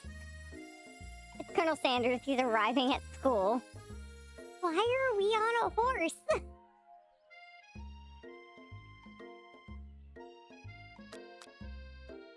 Stand back and admire his majestic glory. Colonel Sanders' horse is truly a thing of beauty. Yeah, because also running up on a horse is not a smart idea. Without ever acknowledging that he's being watched, he does a short horse dance before dismounting with a flourish. He then slaps the beautiful creature gently on its rear, sending it running free into the countryside.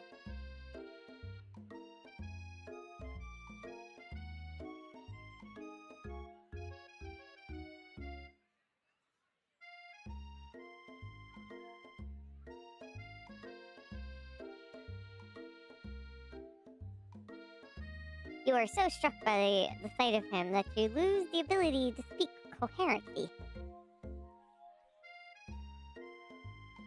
Oh, I didn't realize anyone was watching. Don't worry. He knows his way home. You attempt to compliment Colonel Sanders, but the words don't come out exactly right. Hello, Ivy John. Sophie is taking a break tonight. I have taken over ChitChat. What a oh no. Woo. What a horseable beaut you have. I mean, what a horseable beaut you have. Dang it. That's what I just said. Being a good friend, Miriam attempts to cover for you. Oh, ChitChat just gets really nervous around people like you. What? That's not helping. I mean, they got food poisoning and were up all night. It was gruesome. You should have seen it. Worst wing person ever. She gives you a wink and a smile as if to say, situation handled. Can't blame a girl for trying. And with that, Colonel Sanders disappears into the school, leaving you and Miriam to follow. When you enter the classroom, you can see your two rivals, Ashley and Van Van, are doing something bad by the way they're hiding. You know it must be really bad. Like counterfeiting recipes bad, experimenting with restricted ingredients bad, summoning a demon bad. You try to get a peek over Van Van's hulking shoulder, but he sees you coming. Whoa there, little one. I'm not sure you're ready to handle this.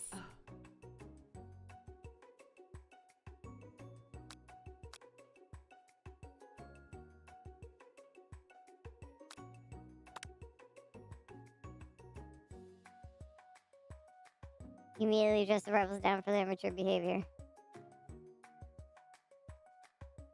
Culinary schools, if you respected this kind of nonsense, is a waste of everyone's time. Now you've upset them. Oh, and you're the Emperor of Cooking, are you? You make the rules? I'm not sure you've known a good meal if it ate you.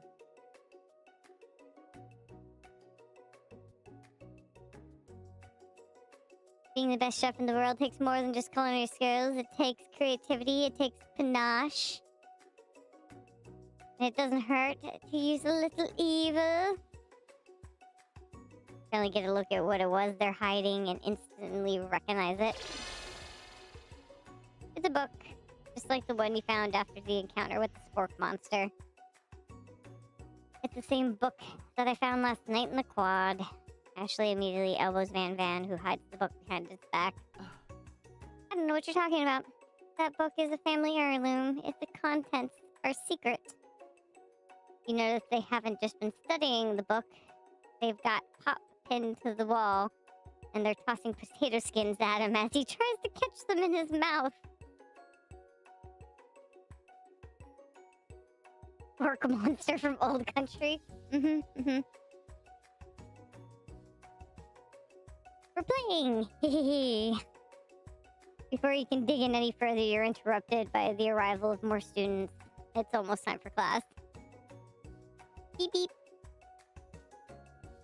Clank must be running late in such a hurry that he rolls right over Van Van's meaty foot. Uh-oh. Hey, watch it, you bucket of bolts. You watch how... Hey! You watch how you talk to him. He didn't do anything. Was Womp. Who do you think you're talking to? I've never heard such language, not even from a stand mixer. Womp Womp. No, your mother was a stand mixer.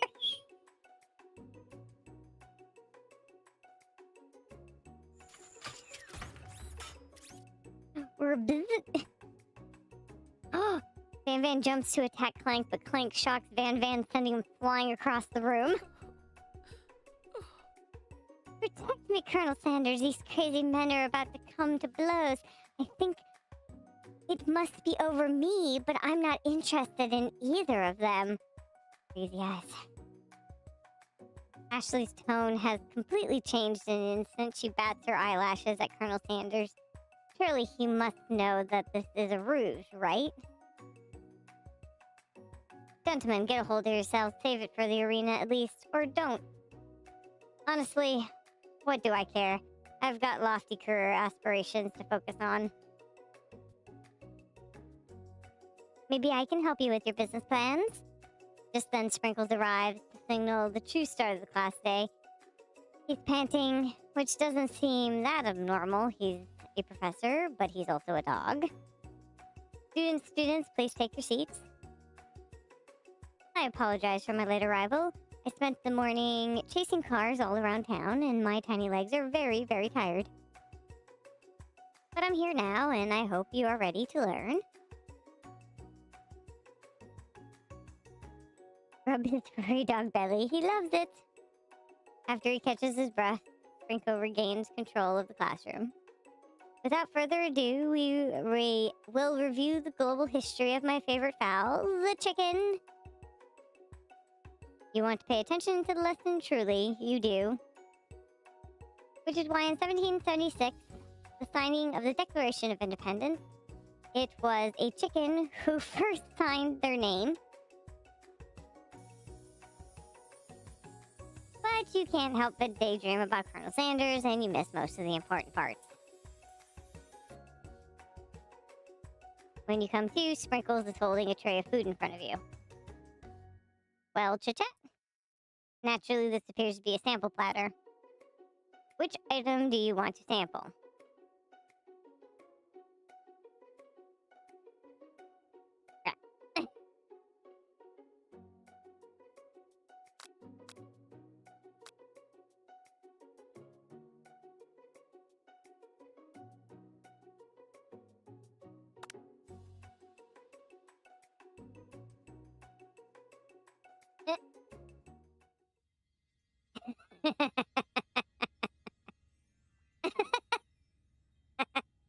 My friend, ooh.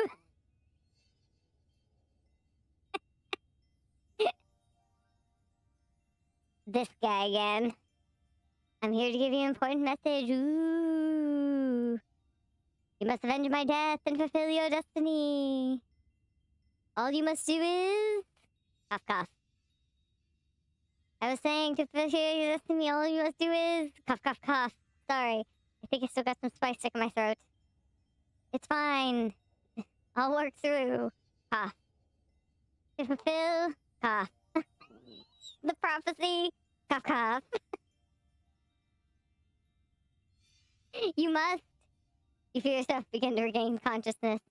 Aw, man. You come to and find everyone staring at you.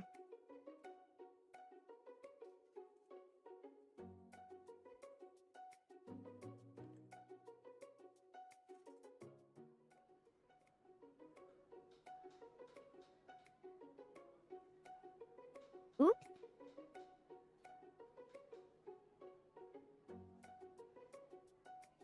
Your rival's on tour to make a dramatic announcement. Today's lunch will be prepared via timed competition cook-off. That butcher's knife is very close.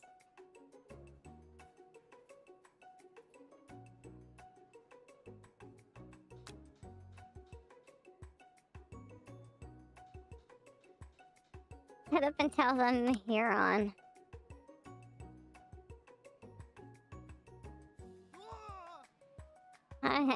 I'm not the fool, you're the fool. Good one, Van Van. I like your gumption, ChitChat. I'll be watching your performance.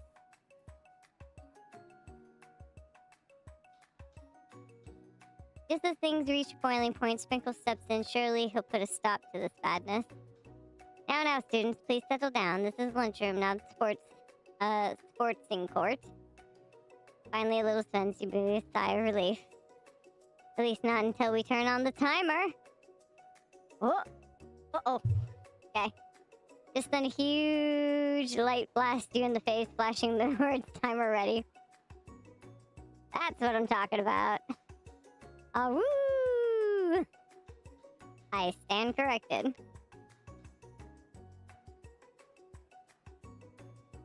The hard way builds solidly a foundation of confidence that cannot be swept away. And that's the original quote by me, in case anyone's wondering. I hope its message lifts you to victory. Like a diamond, I was formed under pressure, and now it's my chance to shine. There's a heart at the end of her butcher knife. I will defeat you myself.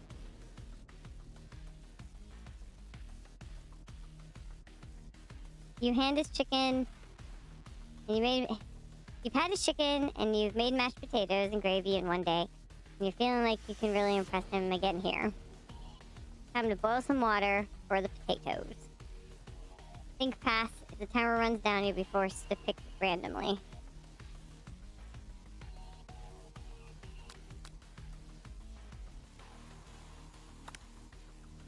Yeah, that's what it is.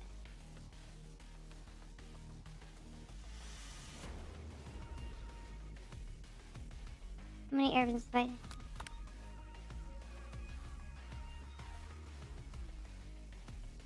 I don't know all the ingredients.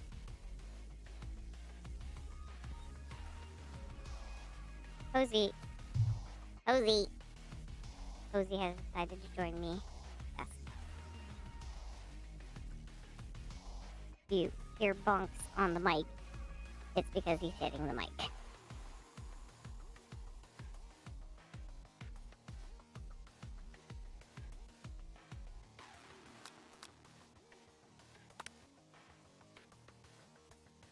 He's up.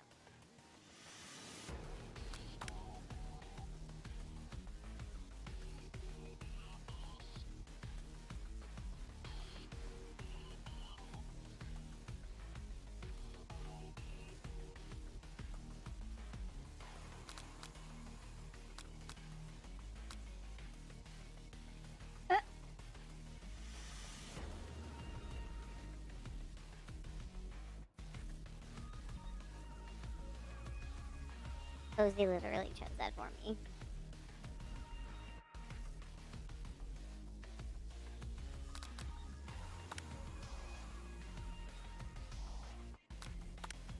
Oh.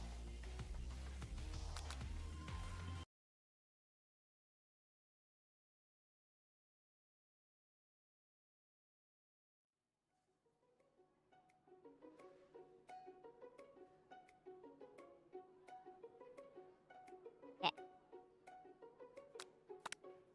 Yeah. 100.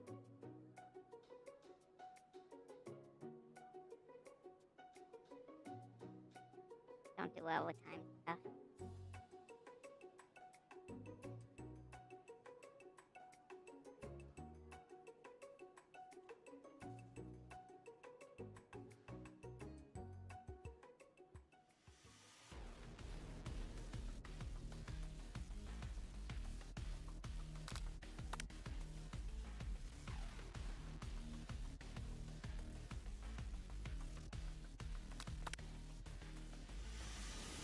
Ah, Cozy.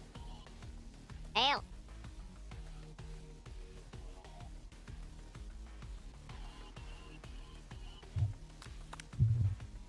Fail.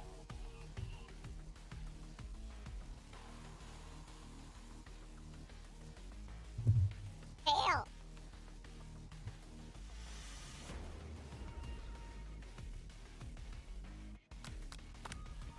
Oh, dang it.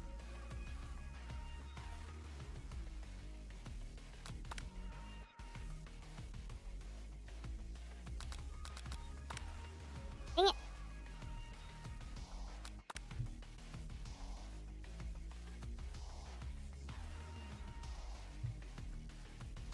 Thanks, Colonel Sanders.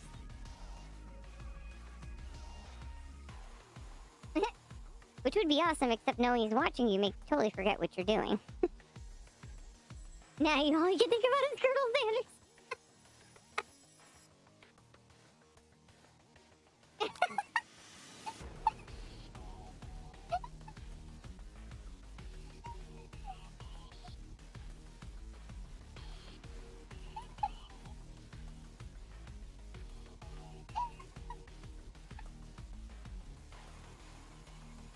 Just rather with only one server. What do you think?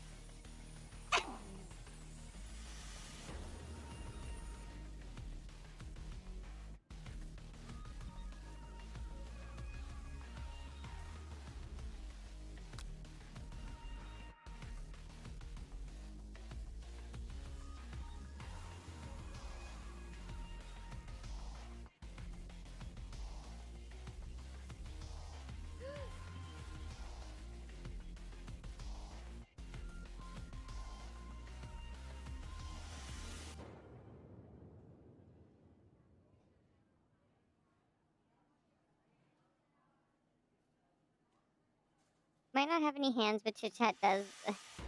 A good chef needs to be touching the dough, know when it's properly mixed.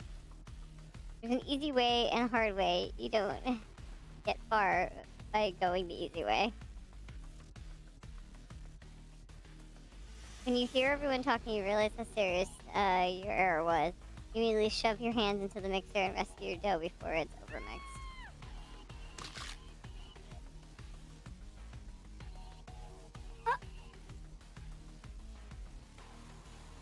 Crushed my hands.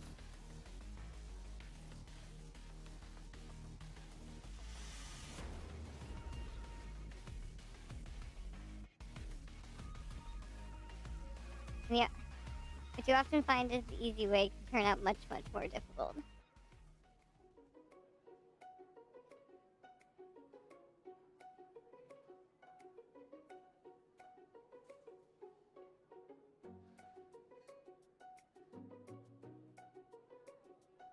Oh no, it wouldn't be fair to compare the two on account of ChitChat's injury.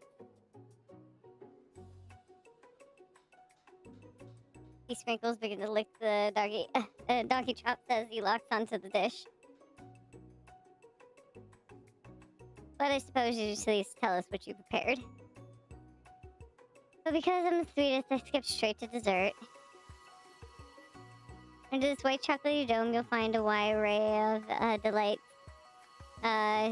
Taking you on a journey of flavor that tastes good, tells a story of excellence.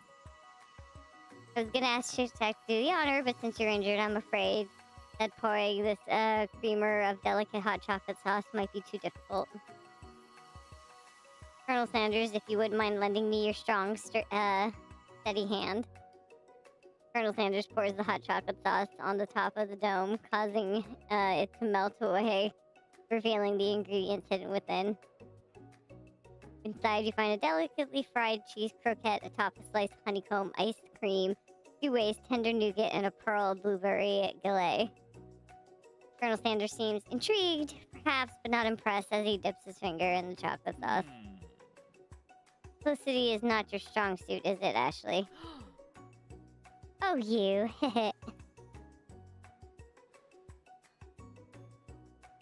Internalize the rage you feel. Your rage burns so intensely with the eyes your rage burns so intensely within your eyes that they burst into flames. The flames cause your eyebrows to catch fire. Fall off your face, which means people have a hard time understanding your emotions for the rest of the semester, perhaps forever. Embarrassing to say about your poor performance, not to mention your crispy fried eyebrows, you run from the quad to be alone.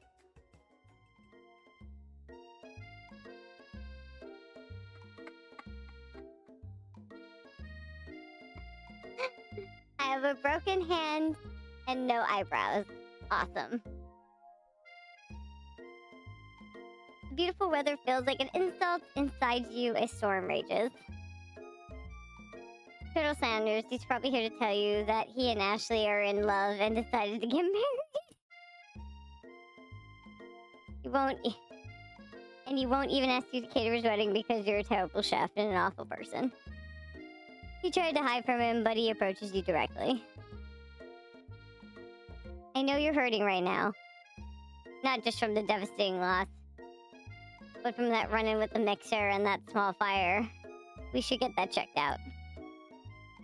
I'm fine. Can't you just leave me alone? I'm a loser. I'm not fit to fill your... What metaphor is that? I'm not fit to fill your fryer? I'll never be a master chef. Failure is part of life, not just for you, but for all of us. Do you think I've never failed at anything before? That's exactly what I think. Well, then think again. I wasn't always the man you see before you enrolled in the culinary school, incredibly handsome, successful, motivated. Well, handsome, sure, I was born that way. But I've walked other paths and arrived at dead ends. I was passionate about life, but I've failed as an obstetrician. I was passionate about justice, but I failed as a lawyer. I was passionate about livestock, but I even failed as a mule handler. That one was especially humiliating. Mules can be so cruel. I lost my business partner to a gunfight. Wait, really? I didn't know. People see my delicate ribbon tie and, well, my well-kept beard and assume that I've got it all together, which is true now, but it hasn't always been. Sounds like this guy could really use a hug. I resolved then that I was going to amount to something. No amount of hours, labor, or money could deter me from giving the best I have to give. Colonel Sanders changed focus. You see something ignite inside him, a burning passion. One has to remember that even failure can be a stepping stone to something better. My new dream is pure. It's honest. Something that a humble man in a crisp white suit can be proud of. I will create a new chain of chicken restaurants that will bring joy to the entire world and make up for my past misdeeds. Yay! Pops. Just as your moment grows intimate, you're interrupted by a threatening, shadowy presence. It's the Spork Monster. Orko? It is I. I know I said I wouldn't be back, and after the whole fight to the death thing, maybe you don't really want to see me anymore, but I just wanted to say that I was wrong to attack you, and I apologize, and I know it's like having to always look over your shoulder. Monsters' problems, am I right?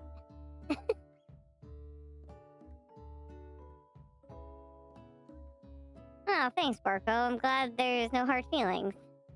Getting jumped by a giant creature in the dark of night can really rile a person up.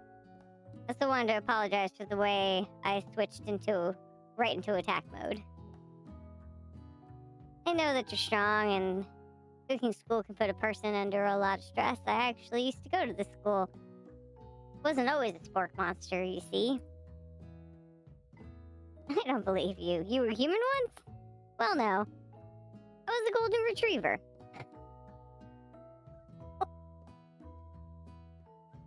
But I was still a student until one day some mean kids with a magic spell book cast a dark enchantment on me, and I was forever transformed.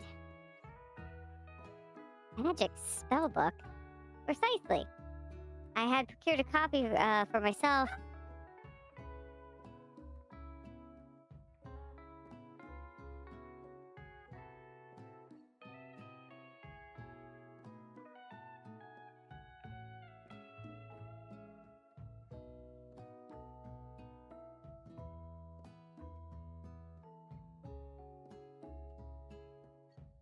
Dog was going bork bork.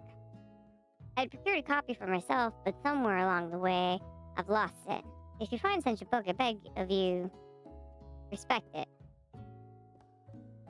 You're a powerful chef, and you shouldn't rely on such dark and evil magic. No, you should be protecting the innocent from those who should cheat them through sorcery and guile. Need me? Don't fear. I will be there. Sounds like there's some bad cooks in the kitchen of life, Chit-Chat. Together, I'm sure we can defeat them.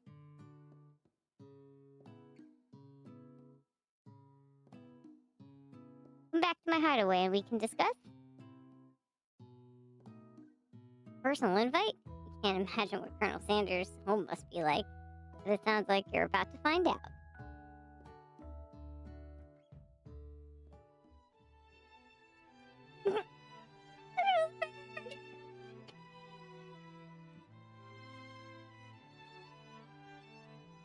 Stepping inside Sanders' home, surrounded by his things, there you start to feel a special bond with him. Looks like you live such an exciting life, Colonel Sanders. Every day can be an adventure if you approach it with the right attitude. Long ago, I made a decision to never stop searching, never stop working, never stop imagining. Have you been working on any new recipes of your own lately? I'm always excited to talk about food with another ambitious chef. Well, there is something. It's just a side dish that I've been tinkering with, trying to find the right balance of flavors and textures. Not sure I've nailed it yet, but I'm close. Colonel Sanders' eyes perk up as he starts to wonder what dish he might be describing. Not to pair with something spicy or something crispy, both perhaps?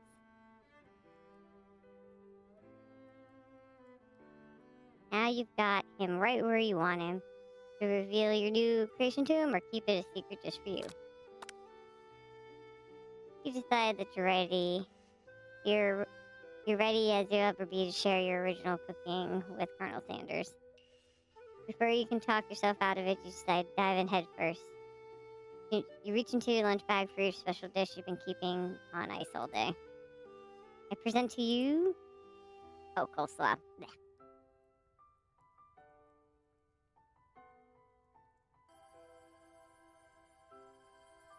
The shredded cabbage dish glistens in the light of Colonel Sanders' luxe hideaway. Magnificent. Together, you chow down on the creamy slaw until a spoonful remains in the bowl.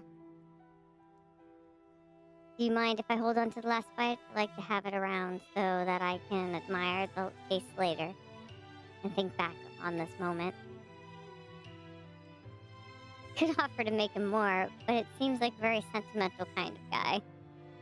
Sure, why not? Please make yourself comfortable. I'll be right back in just a moment.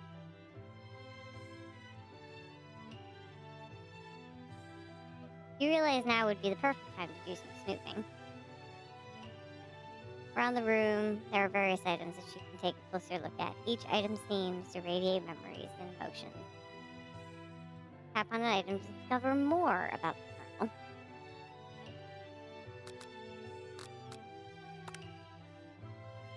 Scent a candle, you pick it up and try to identify the smell. Power tool?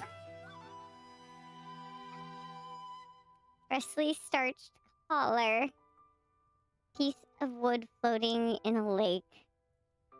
Summer of 69. No, it's one of the secret ingredients.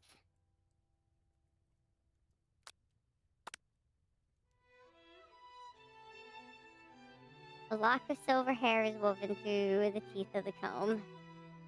On further inspection, you realize the hair therein isn't just silver in color, it's actually made of spun silver.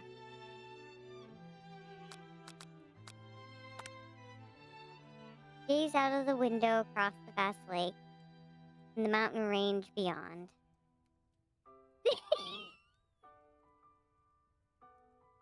Just then the ghost of the student pops up. Are you thinking about heading out into the world in the quest to avenge my death? Wait, what? I never learned your name. Why would I avenge you? I could just tell you my name right now. It's... Did you see him in the middle of something? You open the window a crack and the ghost of the student is swept out in the breeze. I hope one day they make a sequel and it's The Revenge of the Student. And that's the name of it. You notice a very realistic stuffed chicken sitting in the corner table. When you pick it up, you realize it isn't just realistic, it's real. Taxidermy must have been important to Colonel Sanders when it was alive. Little note clipped to the chicken foot reads, "The true state bird of the great state of Kentucky."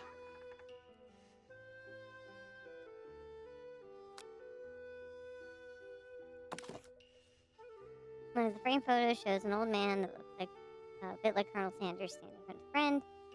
They hold fried chicken drumsticks. Cheering them. Close to the short inscription.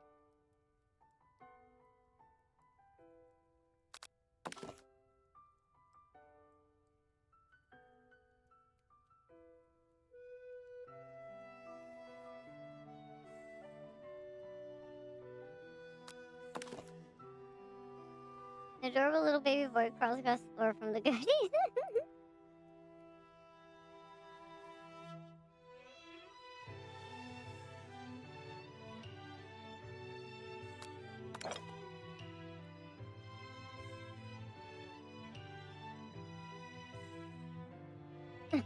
Here lies the ashes of all my past careers and business failures.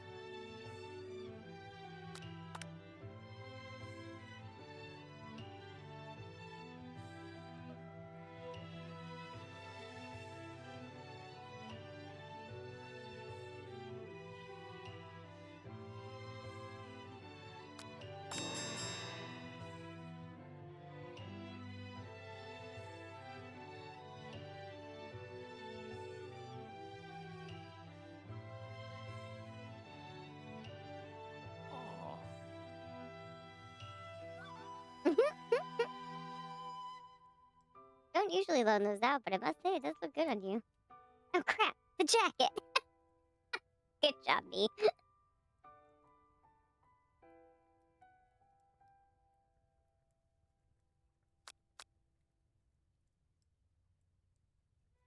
Look at the chicken!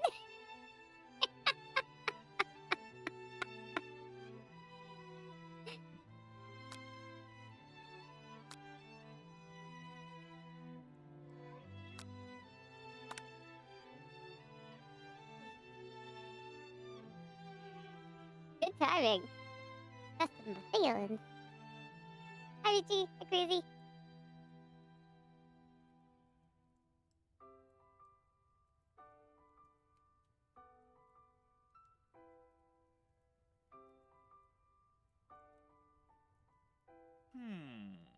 Colonel? Yes, ChitChat?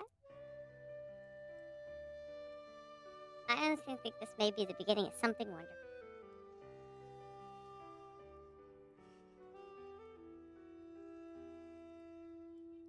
Oh no! Empathize that you're a bummer. You're right. We can take things.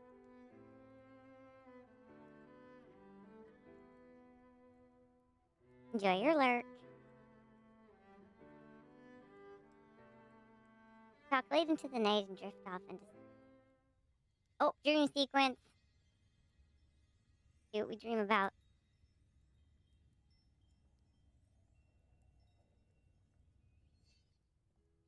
Wake to a beautiful morning in Colonel Sanders' hideaway.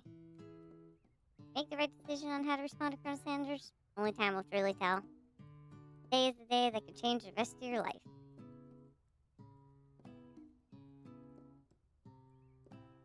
In some jurisdictions, it isn't even legal. But if the recipe is secret, how will anyone know? Thoughts are interrupted when Colonel Sanders emerges into the room. Serving a gorgeous plated breakfast, and your mouth waters at the sight of it. Here's a simple breakfast I whipped up. It's meticulous. Tastes Colonel Sanders' food and takes you on a journey. When you return, he's waiting to ask you an important question. So would you say that we're a perfect match? How presumptuous. My cuisine and your taste buds, that is.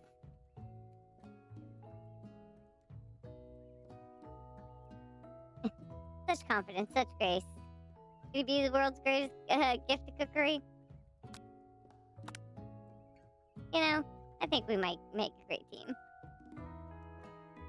A single tear begins to pool in the corner of his eye as he gazes out the window. And with the right business partner, I know I can't fail. Business partner? Are you talking about you? It's all happening so quickly. Overcome with emotion and confused by your feelings, you're on the verge of tears, unable to speak. The only answer you can find is to run out the door and get home. There's still one more day left of school after all. The University of Cooking School Academy for Learning awaits for no one. Get home to find something surprising. Your best friend is waiting for you. Where have you been? No note.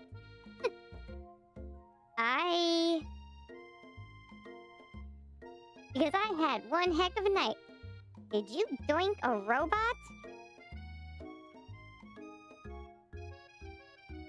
I've been desperate to talk to you about it, but I couldn't find you. I got worried that something happened to you. It's okay, I was just... But now that it turns out you're fine, I can finally get you up to speed on the saga of Miriam. I can ask where I was? Sure, but... You will not believe what happened to me after school yesterday. I went on a date. I think I can believe that. Since I'd been partnered up with Clank, he asked me to go out with him. Of course, I told him, you better keep your dials turned polite and respectful. I'm not that kind of girl. But he was just interested in spending some one-on-one time together, getting to know me, and I said, yeah, sure, I can get to know a little metallic guy.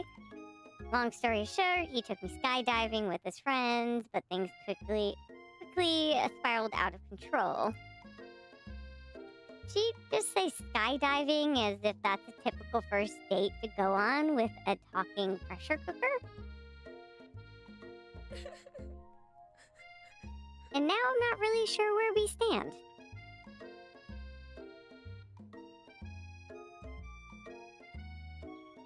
You don't give Miriam time to tell her whole story, however, bottling up the details of your own night is just too much to bear. And I went on a date too, back to Colonel Sanders' house where I spent the night with him. You what? Nothing happened, but the emotional connection, wowzers. Wowzers.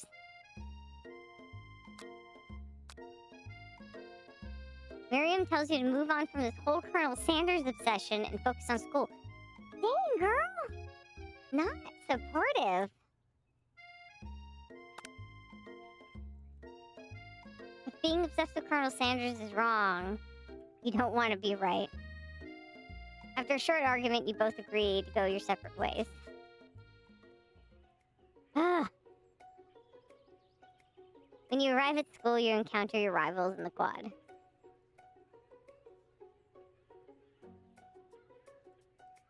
You can tell from the distance that they're picking on Pop, though he himself might not quite grasp that fact. Because, you know, he's Pop. What's a swirly? Sounds delicious. Oh, it's great. I'll order you up one right away. I'll have my swirly with sprinkles, please. Sprinkles is a dog and a treat. You can get your swirly dip, too. Why did you pick on somebody your own size? Because I'm literally the biggest person in this school.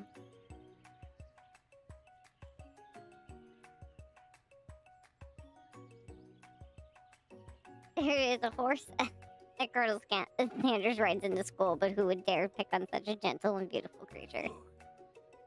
You got some nerve, ChitChat, suggesting I pick on a defenseless horse. Now you're twisting my words, and I won't have it. Clench your fists, but the injury from yesterday's mixer accident makes you wince in pain. Doesn't look like you can go on cooking like that. Might as well just give up. I'll never give up. Ever. Colonel Sanders arrives just as it appears things are close to boiling over. A naturally intuitive person, he senses that something has been going on. Is everyone excited for the final day of school? ChitChat? How's the hand feeling? I'm sure you'll be back to fighting form by this afternoon. Aren't you concerned about my hands, Colonel? Yesterday I almost broke a nail winning so hard. Technically, I don't believe a winner has was decided, but your presentation was quite impressive. What is he doing complimenting her? But what about the flavor of my delicate, warm, gooey chocolate sauce?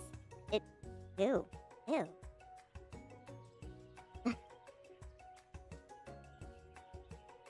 It was clear that you were passionate about your food is received.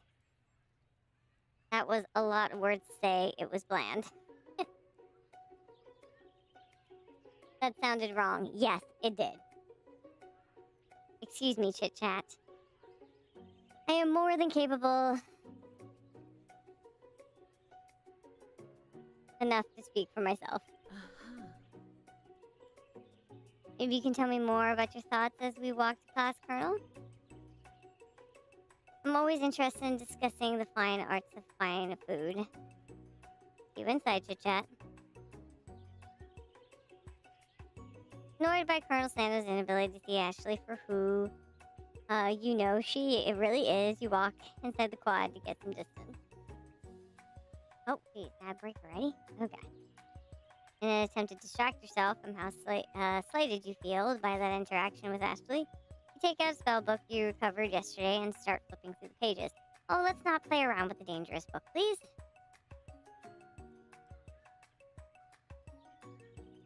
Whoa, that book. It looks like bad news. This is something I found laying around. It would appear to be some sort of grimoire. I don't really believe in that magic stuff. We literally fought a spork monster that said it used to be a golden retriever that got turned into a spork monster by a magical book. You silly person. Magic is real.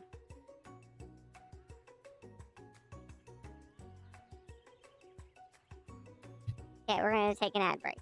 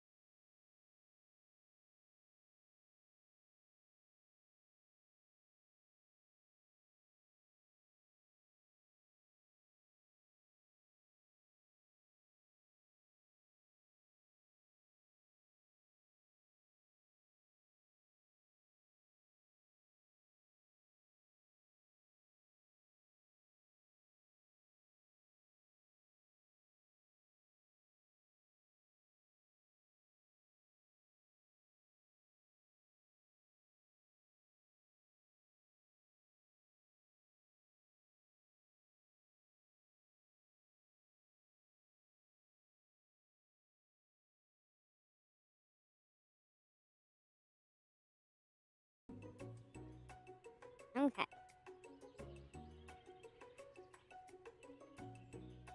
Grimoire? Like a book of spells? I don't know. Who would spend so much time decorating a magic book if it weren't really powerful?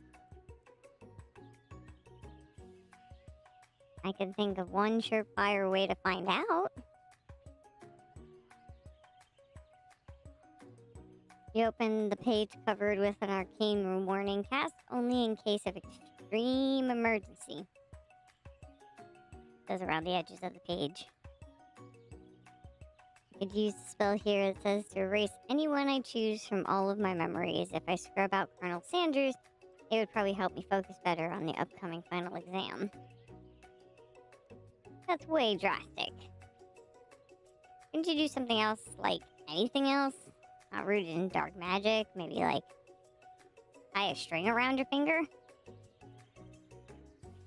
Okay, fine. It is drastic, but desperate times call for desperate measures.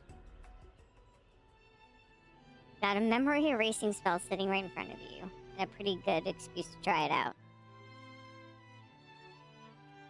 No. Take your friend's advice and put the book away. It's almost time for class. That's stupid. Sprinkles is already in the room, waiting for the students to arrive. He clears his voice and makes a quick announcement.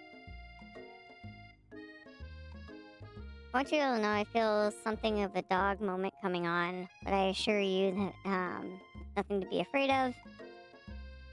His cute little nose scrunches up, and he begins to breathe quickly. He must be hungry. Reach for some old homework to give him as a snack. Dogs can be rather unpredictable, especially Sprinkles. Wait to see what happens. Sprinkles stops in his track. He focuses on the window. The room is deadly silent. When you follow his gaze, you see a tiny orange squirrel perched on the cherry tree outside. Sprinkle turns feral, runs to the window of the classroom, and begins barking uncontrollably at the squirrel outside.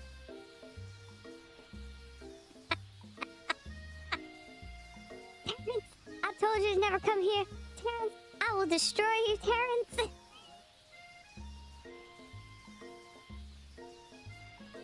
Sprinkles is barking ferociously, drilling flying off his face. Squirrel looks over, but he doesn't say anything back. You wonder, is that ever even a talking squirrel who named him Terrence? You better not show your chubby cheeks around here ever again. After Sprinkle is satisfied that his presence has been felt not only by Terrence, but any other squirrel in hearing distance, he returns to his, professorial tone. Ahem. I apologize for my outburst. This actually brings up an important point. Thank you, ChitChat, for reminding me to dole out this indispensable bit of wisdom. You see, but before you can go any further, Miriam's love drama spills over into the class.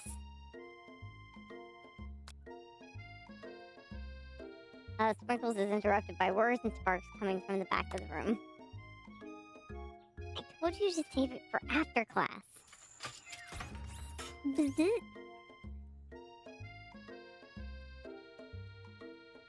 I wanted to be thrown from a plane strapped to a stranger?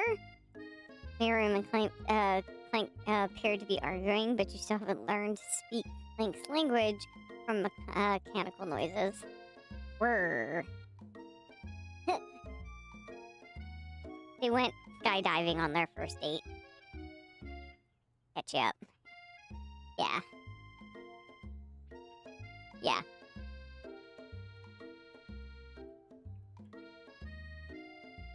But no, you had to show off to your cool kid friends Jeff and Joan, J and J forever. Watch us form a triangle mid-air as we descend. Triangles are the strongest shape, don't you know? Yeah, well, that doesn't make it a great date. Oh, no, it's okay. I figured when you said, the thug, I thought I'd explain. deep were. Then Jeff and Joan with you can all hold hands as you pedal down the mountain or the cliff for all I care. That deep. Clank begins to shudder, steam pours out the gaps of his panels, and then a loud ding stops him in his tracks. Oh!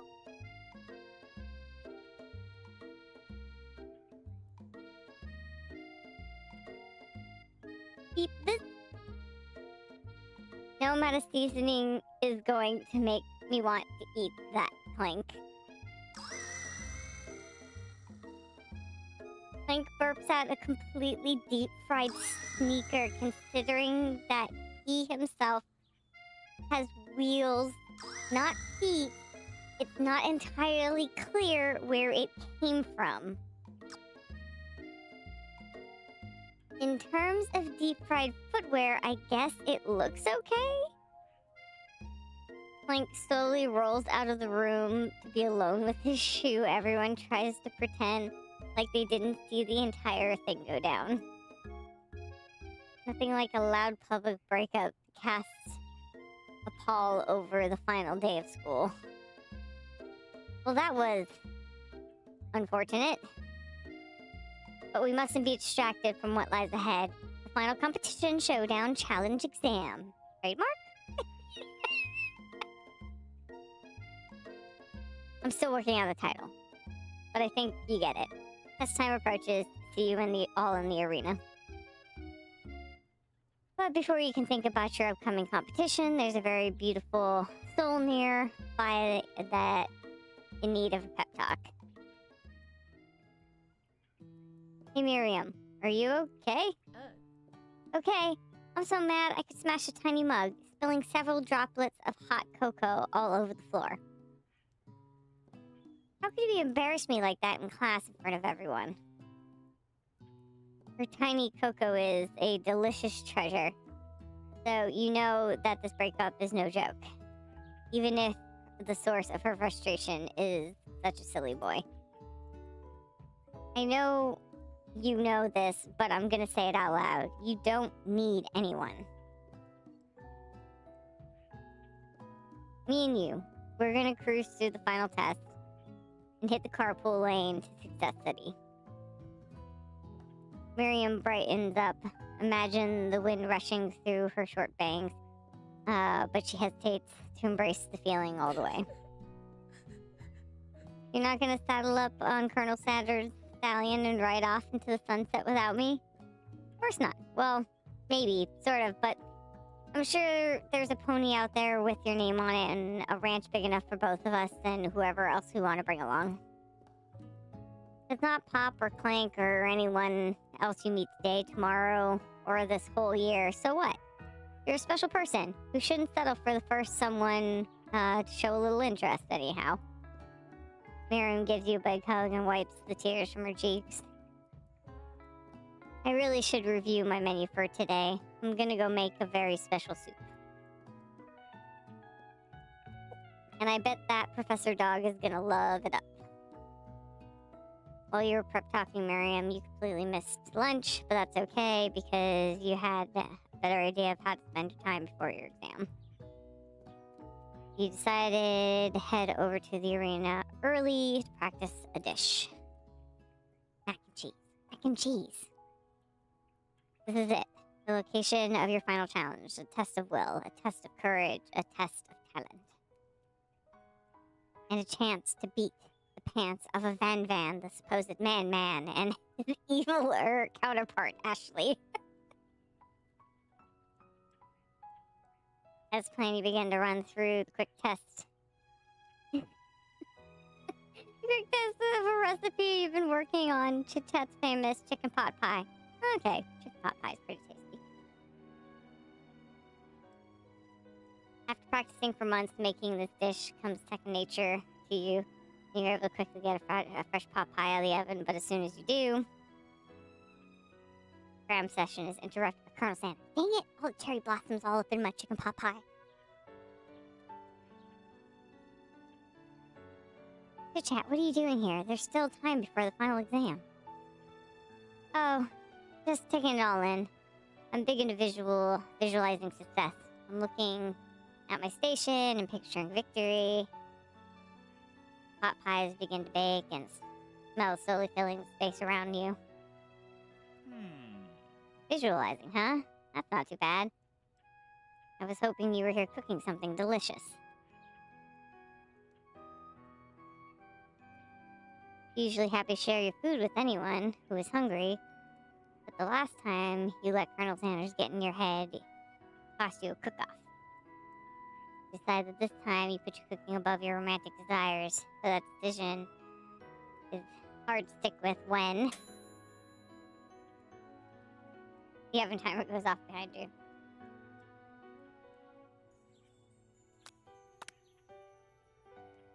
Okay, you got me. A little more than just visualizing. I know, my nose can smell a pot pie from 400 yards. That's an oddly specific distance. But you'd expect nothing less from such an oddly specific man. You knew it was a pot pie just from the smell. Not just a pot pie, but a chicken pot pie with a all buttery crust. And my nose is telling me something else. Oh no, it's burning. No, I can smell that it just was made with a heaping helping of TLC. But it'll probably start burning any second if you don't pull it out.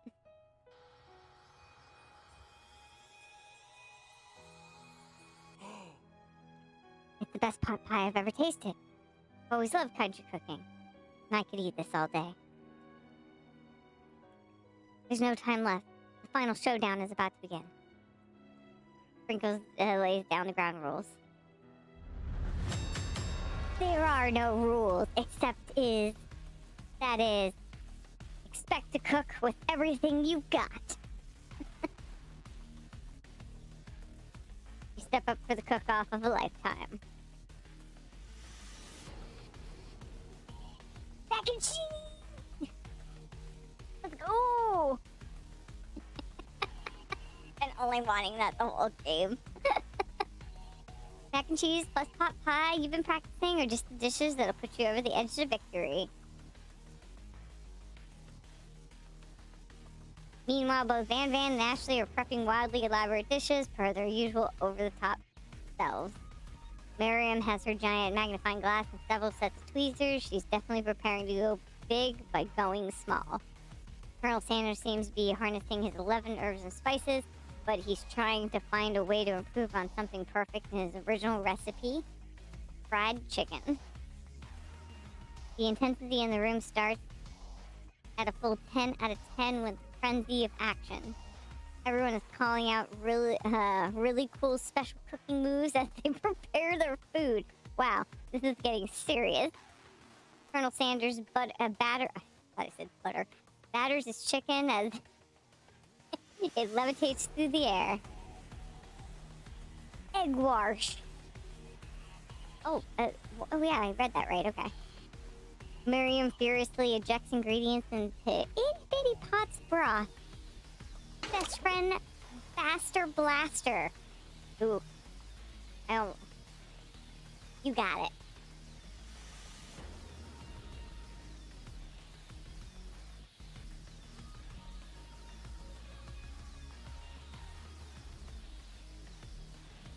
No.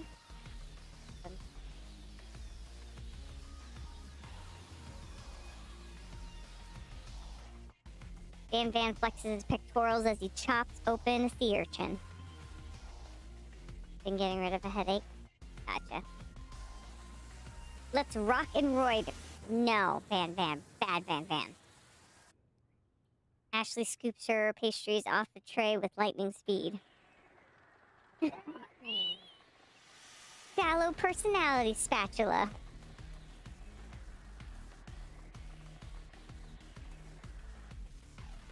Even Clint gets in on it.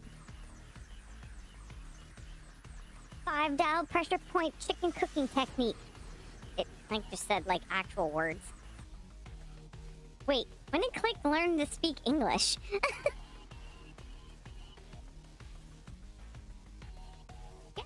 I mean, at least she's honest, yeah.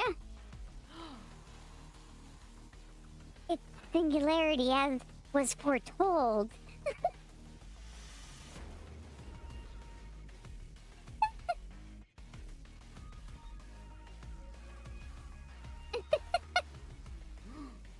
We mustn't let it happen. Or the oh no! Don't you dare hurt! Don't you dare! Don't you dare hurt Clank. Van Van quickly unplugs Clank and rolls him out the back door.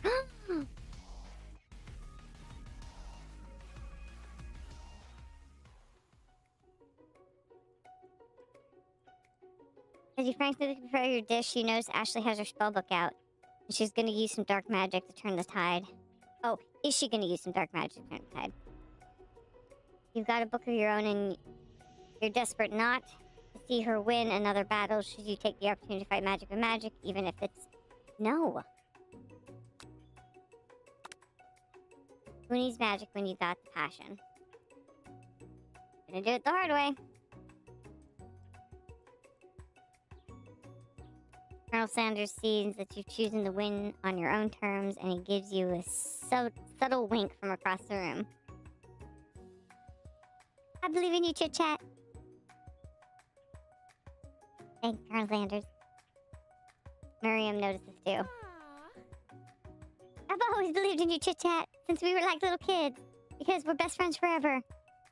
And we somehow survived quicksand in a box. Still confusing. You turn to notice that Miriam is at your station cheering for you. Miriam, what about your dish? If you're here cheering, who is cooking? Tiny food, short cooking time. I'm actually already done, so I thought I'd help you. Oh, that's sweet, but...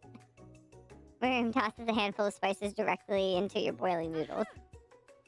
It's the secret ingredient.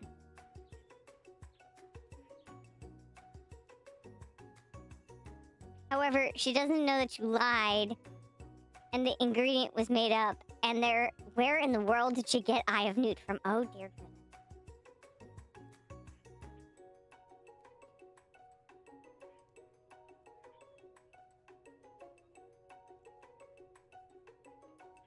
Just put Eye of Newt in my macaroni.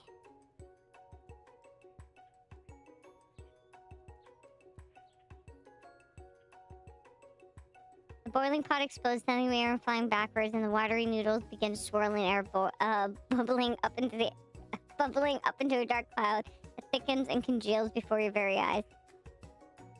It is I, Steve, the spork monster.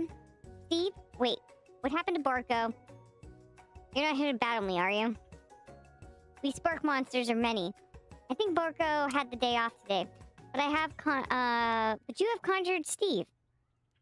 And I hate to battle, so I'd say you're doing pretty alright. Oh, hey.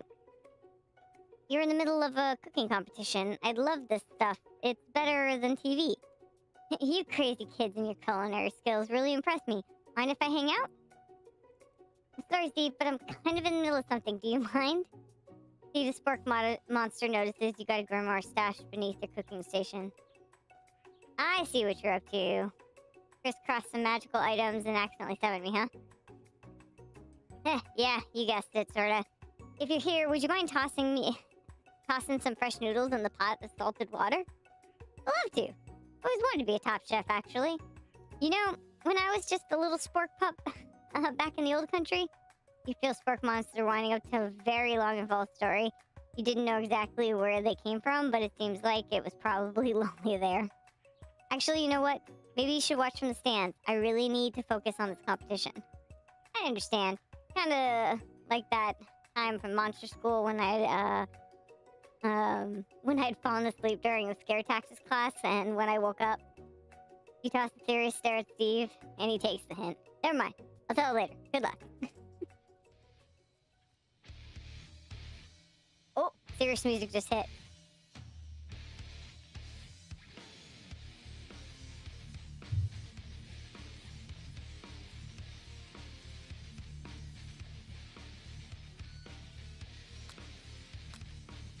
Some of the extra power from deep down within yourself, of course. I can do this. I have what it takes. Came here to win. Your hair... Your hair turns mac cheese orange as culinary energy flows through your body. My heart is pure. My hands are steady. My taste buds have been preparing their entire lives for... Yes, ChitChat, you are the chosen one. You will avenge me. Go away, student.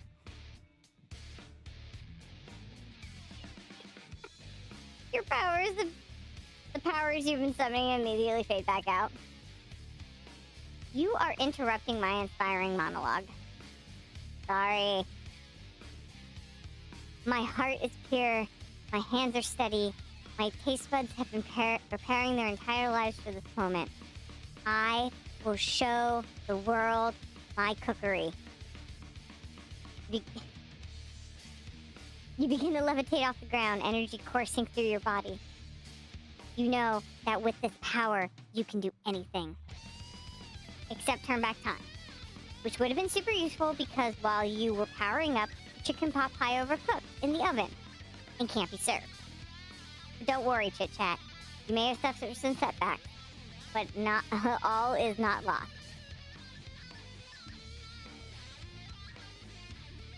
Impressed with your fortitude, Colonel Sanders decides that you have earned his support. I've been watching you today, and I must say I am truly impressed. You've been thinking on your feet, rolling with the punches.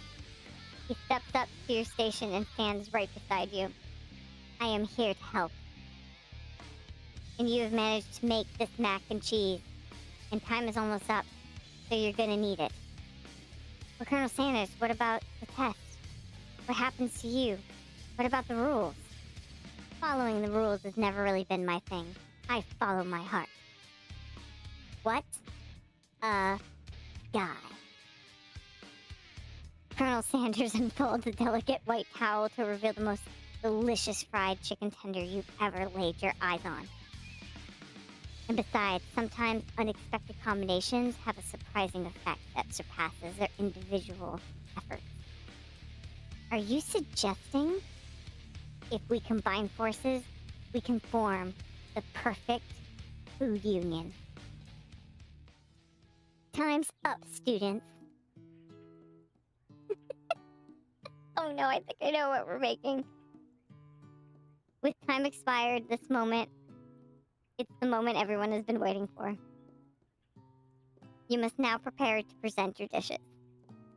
A handful of students stand tall. The class seems incomplete. Seems we're missing some students. Pop, Blank. From off screen, you hear a pure and innocent giggle that can only come from one student. I'm flying!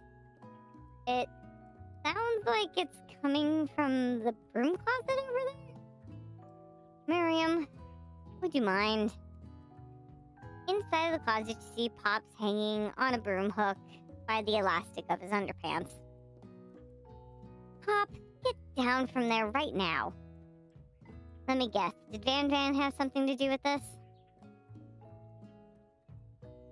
When somebody asks for a wedgie, who am I to refuse? I thought a wedgie was a salad. Looks like Pop is eliminated from the challenge, seeing how he didn't cook anything. I can't feel my legs. May I be excused? Sure. You kids and your pranks. I must say, it's not the worst prank in UCSAL history, but it's not exactly yearbook material. Wait a second. Pranks. Plank! Where did the pressure cooker roll off to? You wait to hear a signature word, beep, or other onomatopoeia, but there's none. Onomatopoeia. Somehow he must have gotten unplugged, I guess. We'll have to figure that out later. That leaves only 4 remaining students. Please collect your final projects. Yes, it has been a long semester. Wow. 3 full days long. But after days of hard work, the time has come for me to eat. Miriam, please step forward. Now describe your dish. I have made tender udon noodles in savory soup. My word, it's so delicate. Is that teeny tiny naru omaki I spy afloat this itsy bitsy bowl? Yes, chef. Please call me Sprinkles. Chef is my father's name.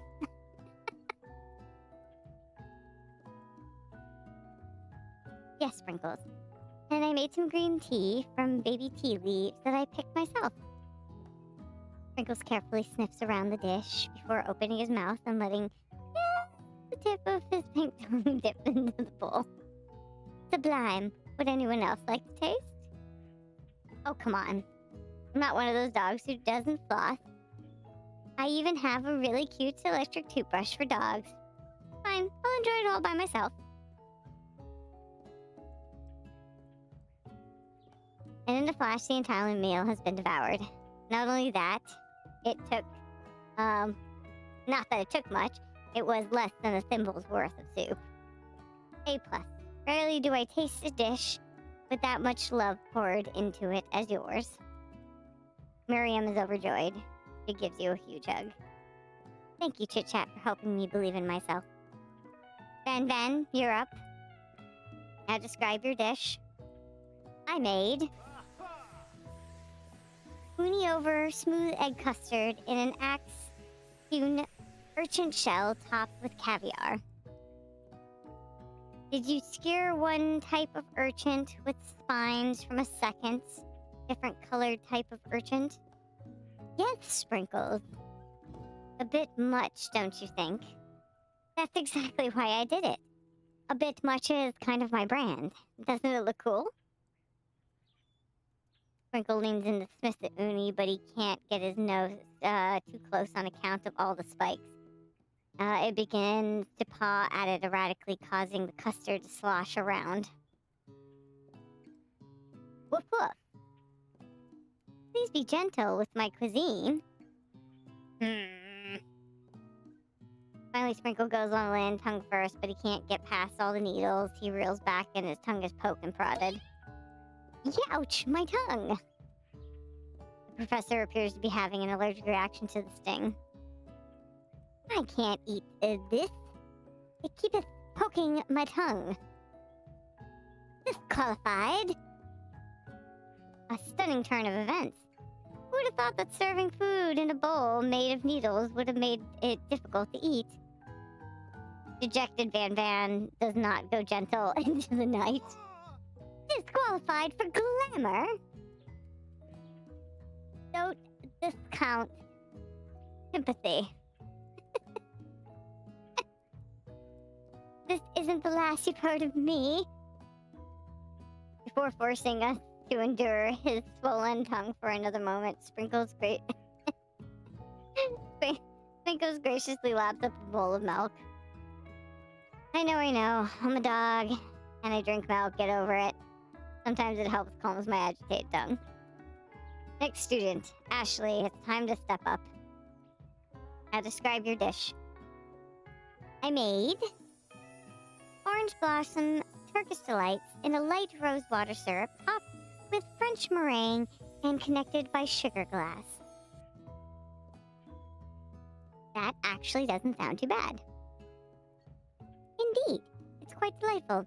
However, I ask that you please refrain from eating it or attempting to taste it in any way.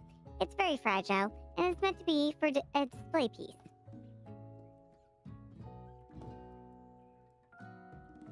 Don't eat the food at a cooking school. Got toast in your ears or something, ChitChat? I told you, it's a display piece. Ashley, I must say, it is beautiful. However, this is a cooking competition at a cooking school. Yes, which is why I cooked it.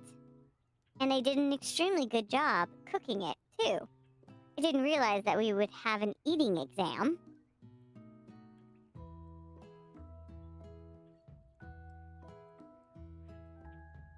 Meaty. We're in the finale. If I wanted to be judged on eating, I would have gone to a college of eating school for the hungry.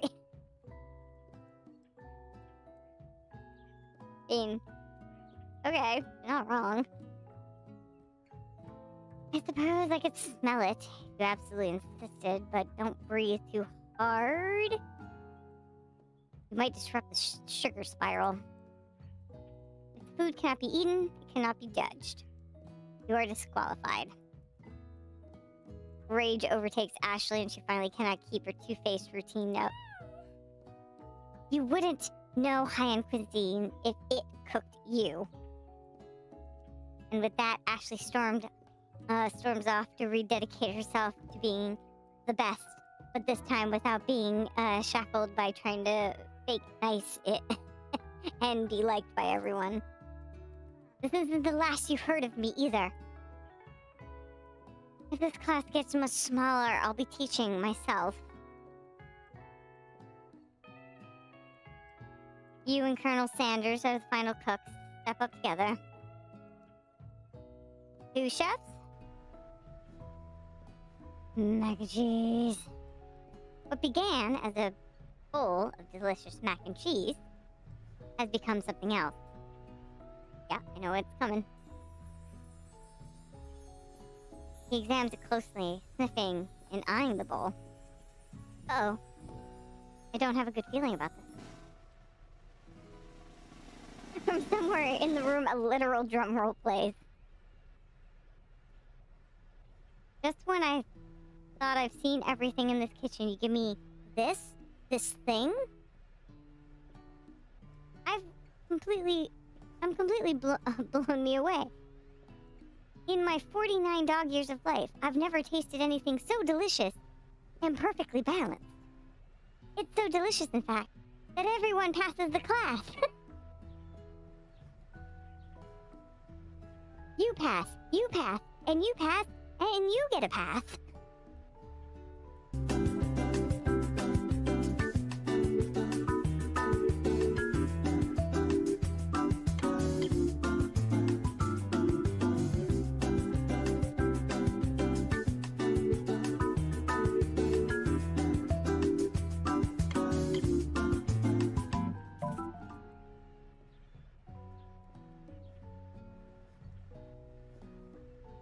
Hi ChitChat, can you tell my Babe that I can't believe it's been a year? I am so grateful every day by this friendship. There are only a few people I call my best friend and I am so grateful that I can call Lo-Fi one of them. Seriously, thank you for always making me smile ChitChat and Lo-Fi. Oh, I will tell Bebe that you said that. I know Bebe feels the same way. I love the way the text to speech says that. Bebe.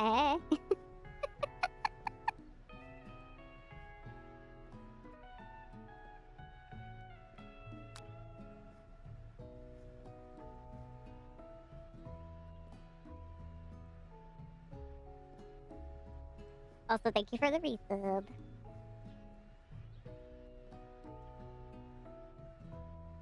Also, 12 months. That's crazy. 12 months? What?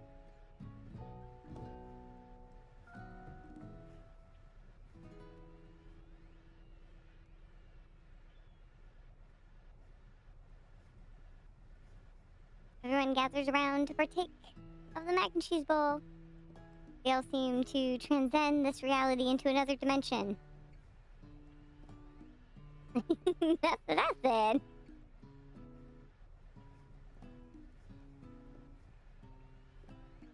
And it's one of those things where it's like, it feels like it's longer than 12, which is crazy.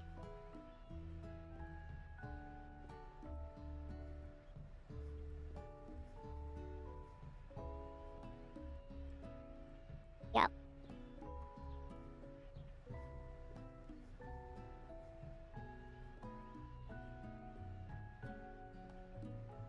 Mm-hmm.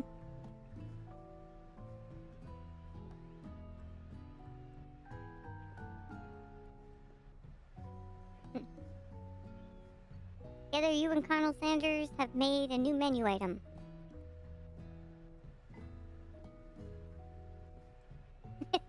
The new menu item is so impressive that even Van Van and Ashley are drawn back by its magical fragrance.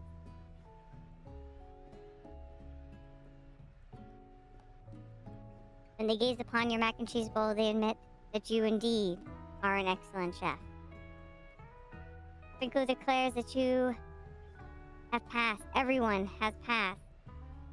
There was supposed to be one more battle, but come on. How could there be anything better than this one? Now that the school year is complete, 3 days, everyone has graduated and the students return to one last assignment to get their groove on. The cafeteria has been completely redecorated in order to serve as the site of the school's graduation dance. Compared to the massive high-tech cooking arena, the humble decor seems downright cute and cozy. DJ Dog is in the house! Ow, ow!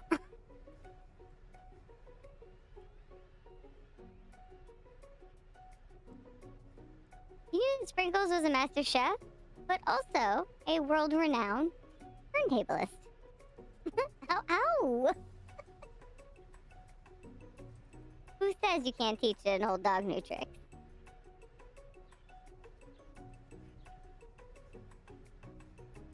What is that outfit? Oh no. Van Van the Man. Put the other outfit back on, please. No, no. To the short shorts. No, no. Van Van and Ashley tell everyone that they've committed themselves to righting the wrongs they did while they were villains.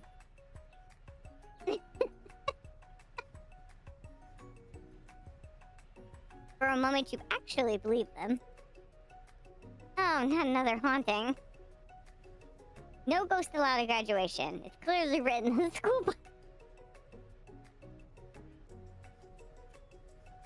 I was never actually a ghost. It was actually a trick to get you to finally notice me.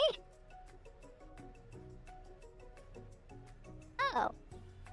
Amusing. And now that everyone's together, it's the Spark Monster. He's totally mellowed out. Everyone, the Spark Monster is no more. From here out, I prefer that everyone refer to me by my new name, Party Monster. Student tries to finish what he had to say, but everyone is too wrapped up talking to Party Monster. Dejected, student walks off.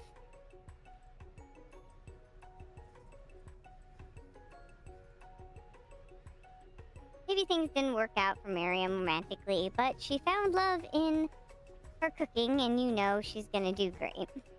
Cute outfit, Miriam.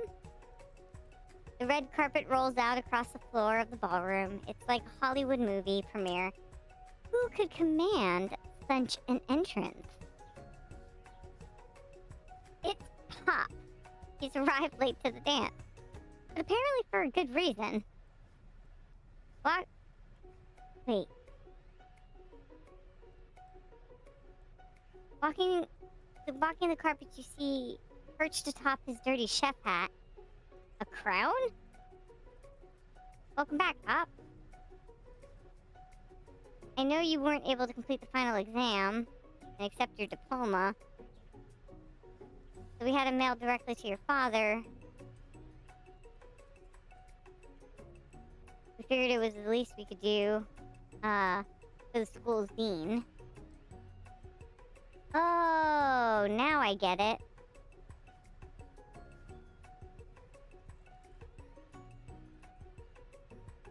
Now we get a new wing on the school, not to mention the honor of educating the son of the chancellor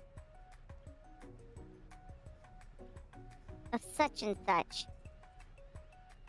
Wait. It's flying over my head.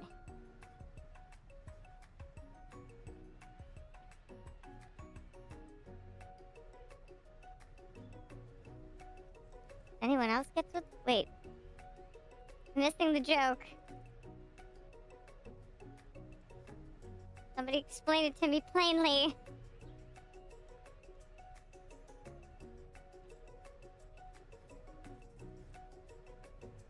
Consular of such and such.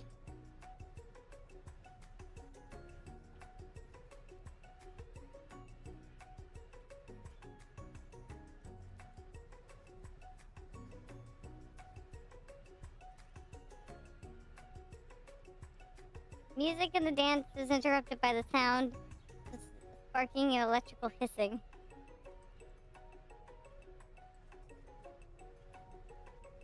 Basically, Pop was gonna get a pass because they wanted a new wing in school because he's connected. Gotcha. Okay. Clank, who has arrived late to the dance. Yay, Clank's okay.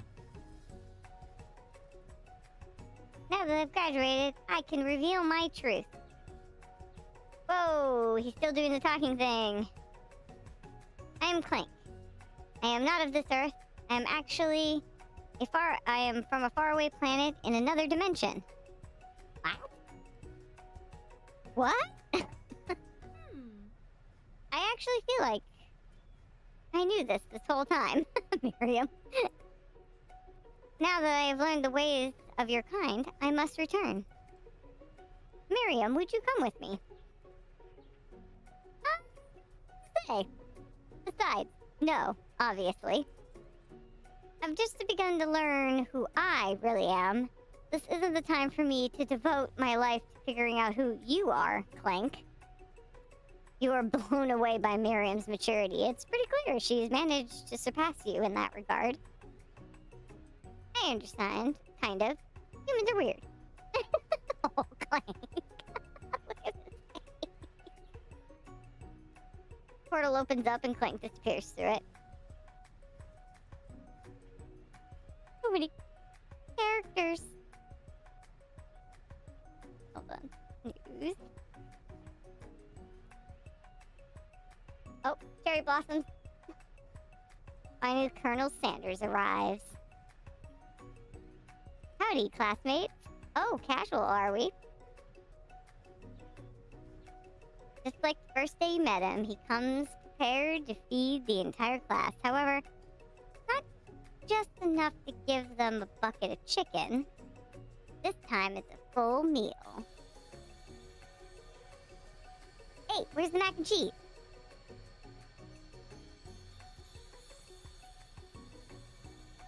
I didn't get to be the most famous chicken man in the history of chicken. And man, by not reminding the people to go out and buy my chicken. The end? No, not the end.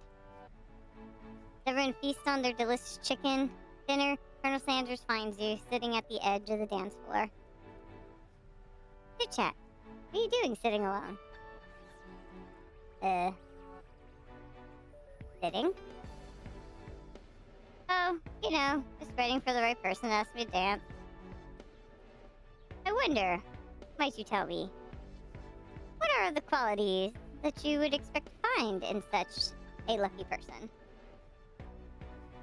Off the top of my head, oh, I don't know. A spicy musk, a tidy goatee, a degree from the University of Cooking School Academy of Learning, just to name a few. It's truly my lucky day. Would you dance with me? Yes, I would love to. As you glide across the dance floor hand in hand, Colonel Sanders, the future stretches out in front of you. And once my 100 franchises is up and running, I'll be ready to take a day off. And I'll be so glad to spend it together with you, ChitChat's. How sweet. We'll work together and play together. Colonel Sanders stops dead in his tracks. Work together? Well, I think this is something I'll need to do by myself. But who will help you run the restaurant? Ooh, ouch. Don't believe I need help. Besides, based on your time at the school here, do you really think running restaurants is the best path forward? Yeah. Yeah. Ouchies.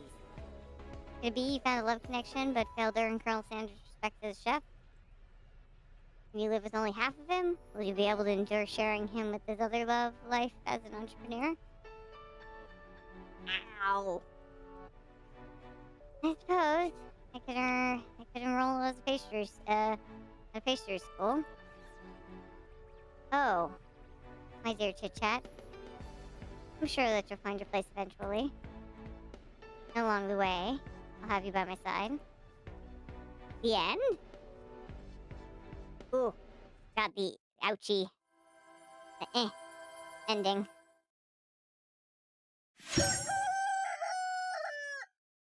Yeah, they smoked a lot of weed.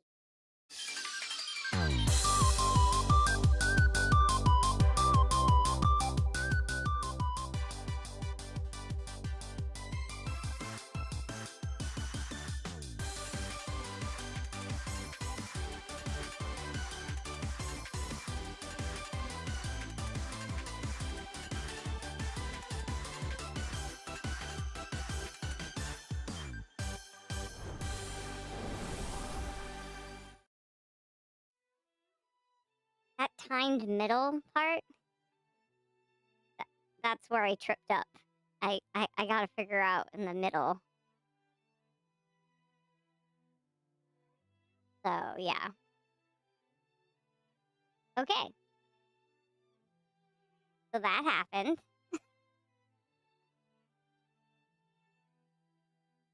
Yeah. Same.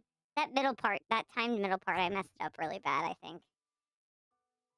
I think that's what screwed us over. So, boo. At least we still won him over. Lovey-dovey wise.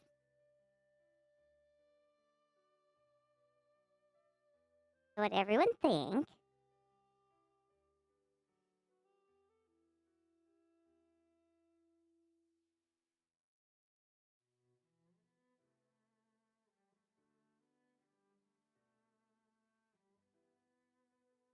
Better than better than I expected, honestly.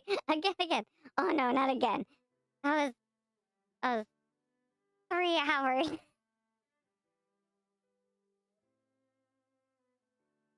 But what we will do is next charity event, I will make sure that dating sim is another unlock. And we will always have that as an option going forward and then let you all unlock future dating sim games for me, ChitChat, to play.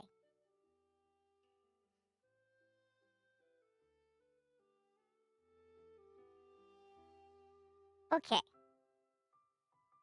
think we're gonna call it here. That was the game plan. Going till I got to an end. 3.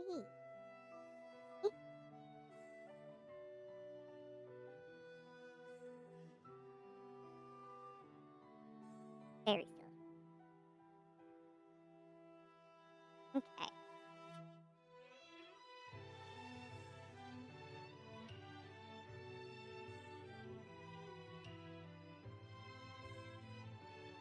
Who is your favorite character? Also get your last fishes in.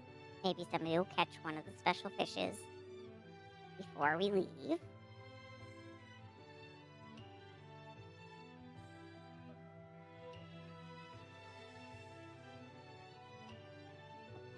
Going to.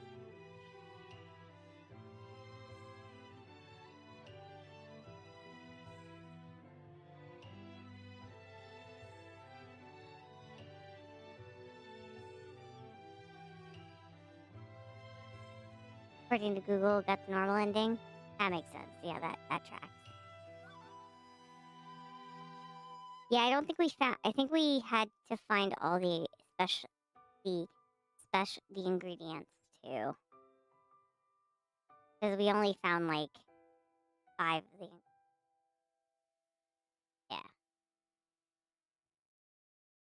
But yeah, okay. We're gonna raid Lampy Moth because Lampy Moth is the one who made my gorgeous self here. That's who we're gonna raid. Thank you so much for hanging out with me. I will end up taking over another stream in the future. I will always take over streams with games that are usually not typical for Lofi streams. That's gonna be the MO whenever I take over, so yeah. I hope you all had fun. Tomorrow's gonna be Sengoku Dynasty, back with Lofi. Yeah, hope you be good and fun. But yeah, thank you so much for hanging out. Soon, go notify. Thank you so much for the resubs. Thank you so much for the raid.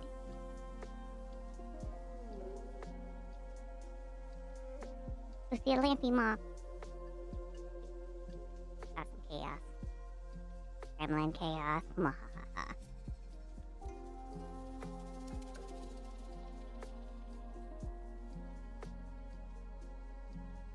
Raid message.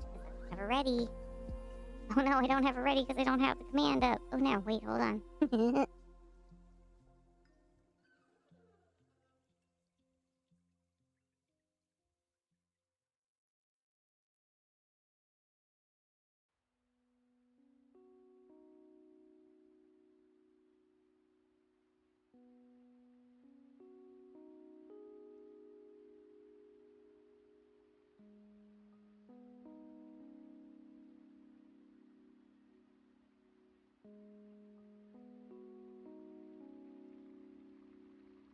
Can you tell I don't do this? Yeah. Well, also I didn't have my check set up anymore. Oh, new computer. Oh. Oopsies. Well, everyone, just give a good raid message of Axolotls. ChitChat is swimming in, raiding, with saying hello and do some emotes. And say hello. I will talk to y'all later. Have a good one.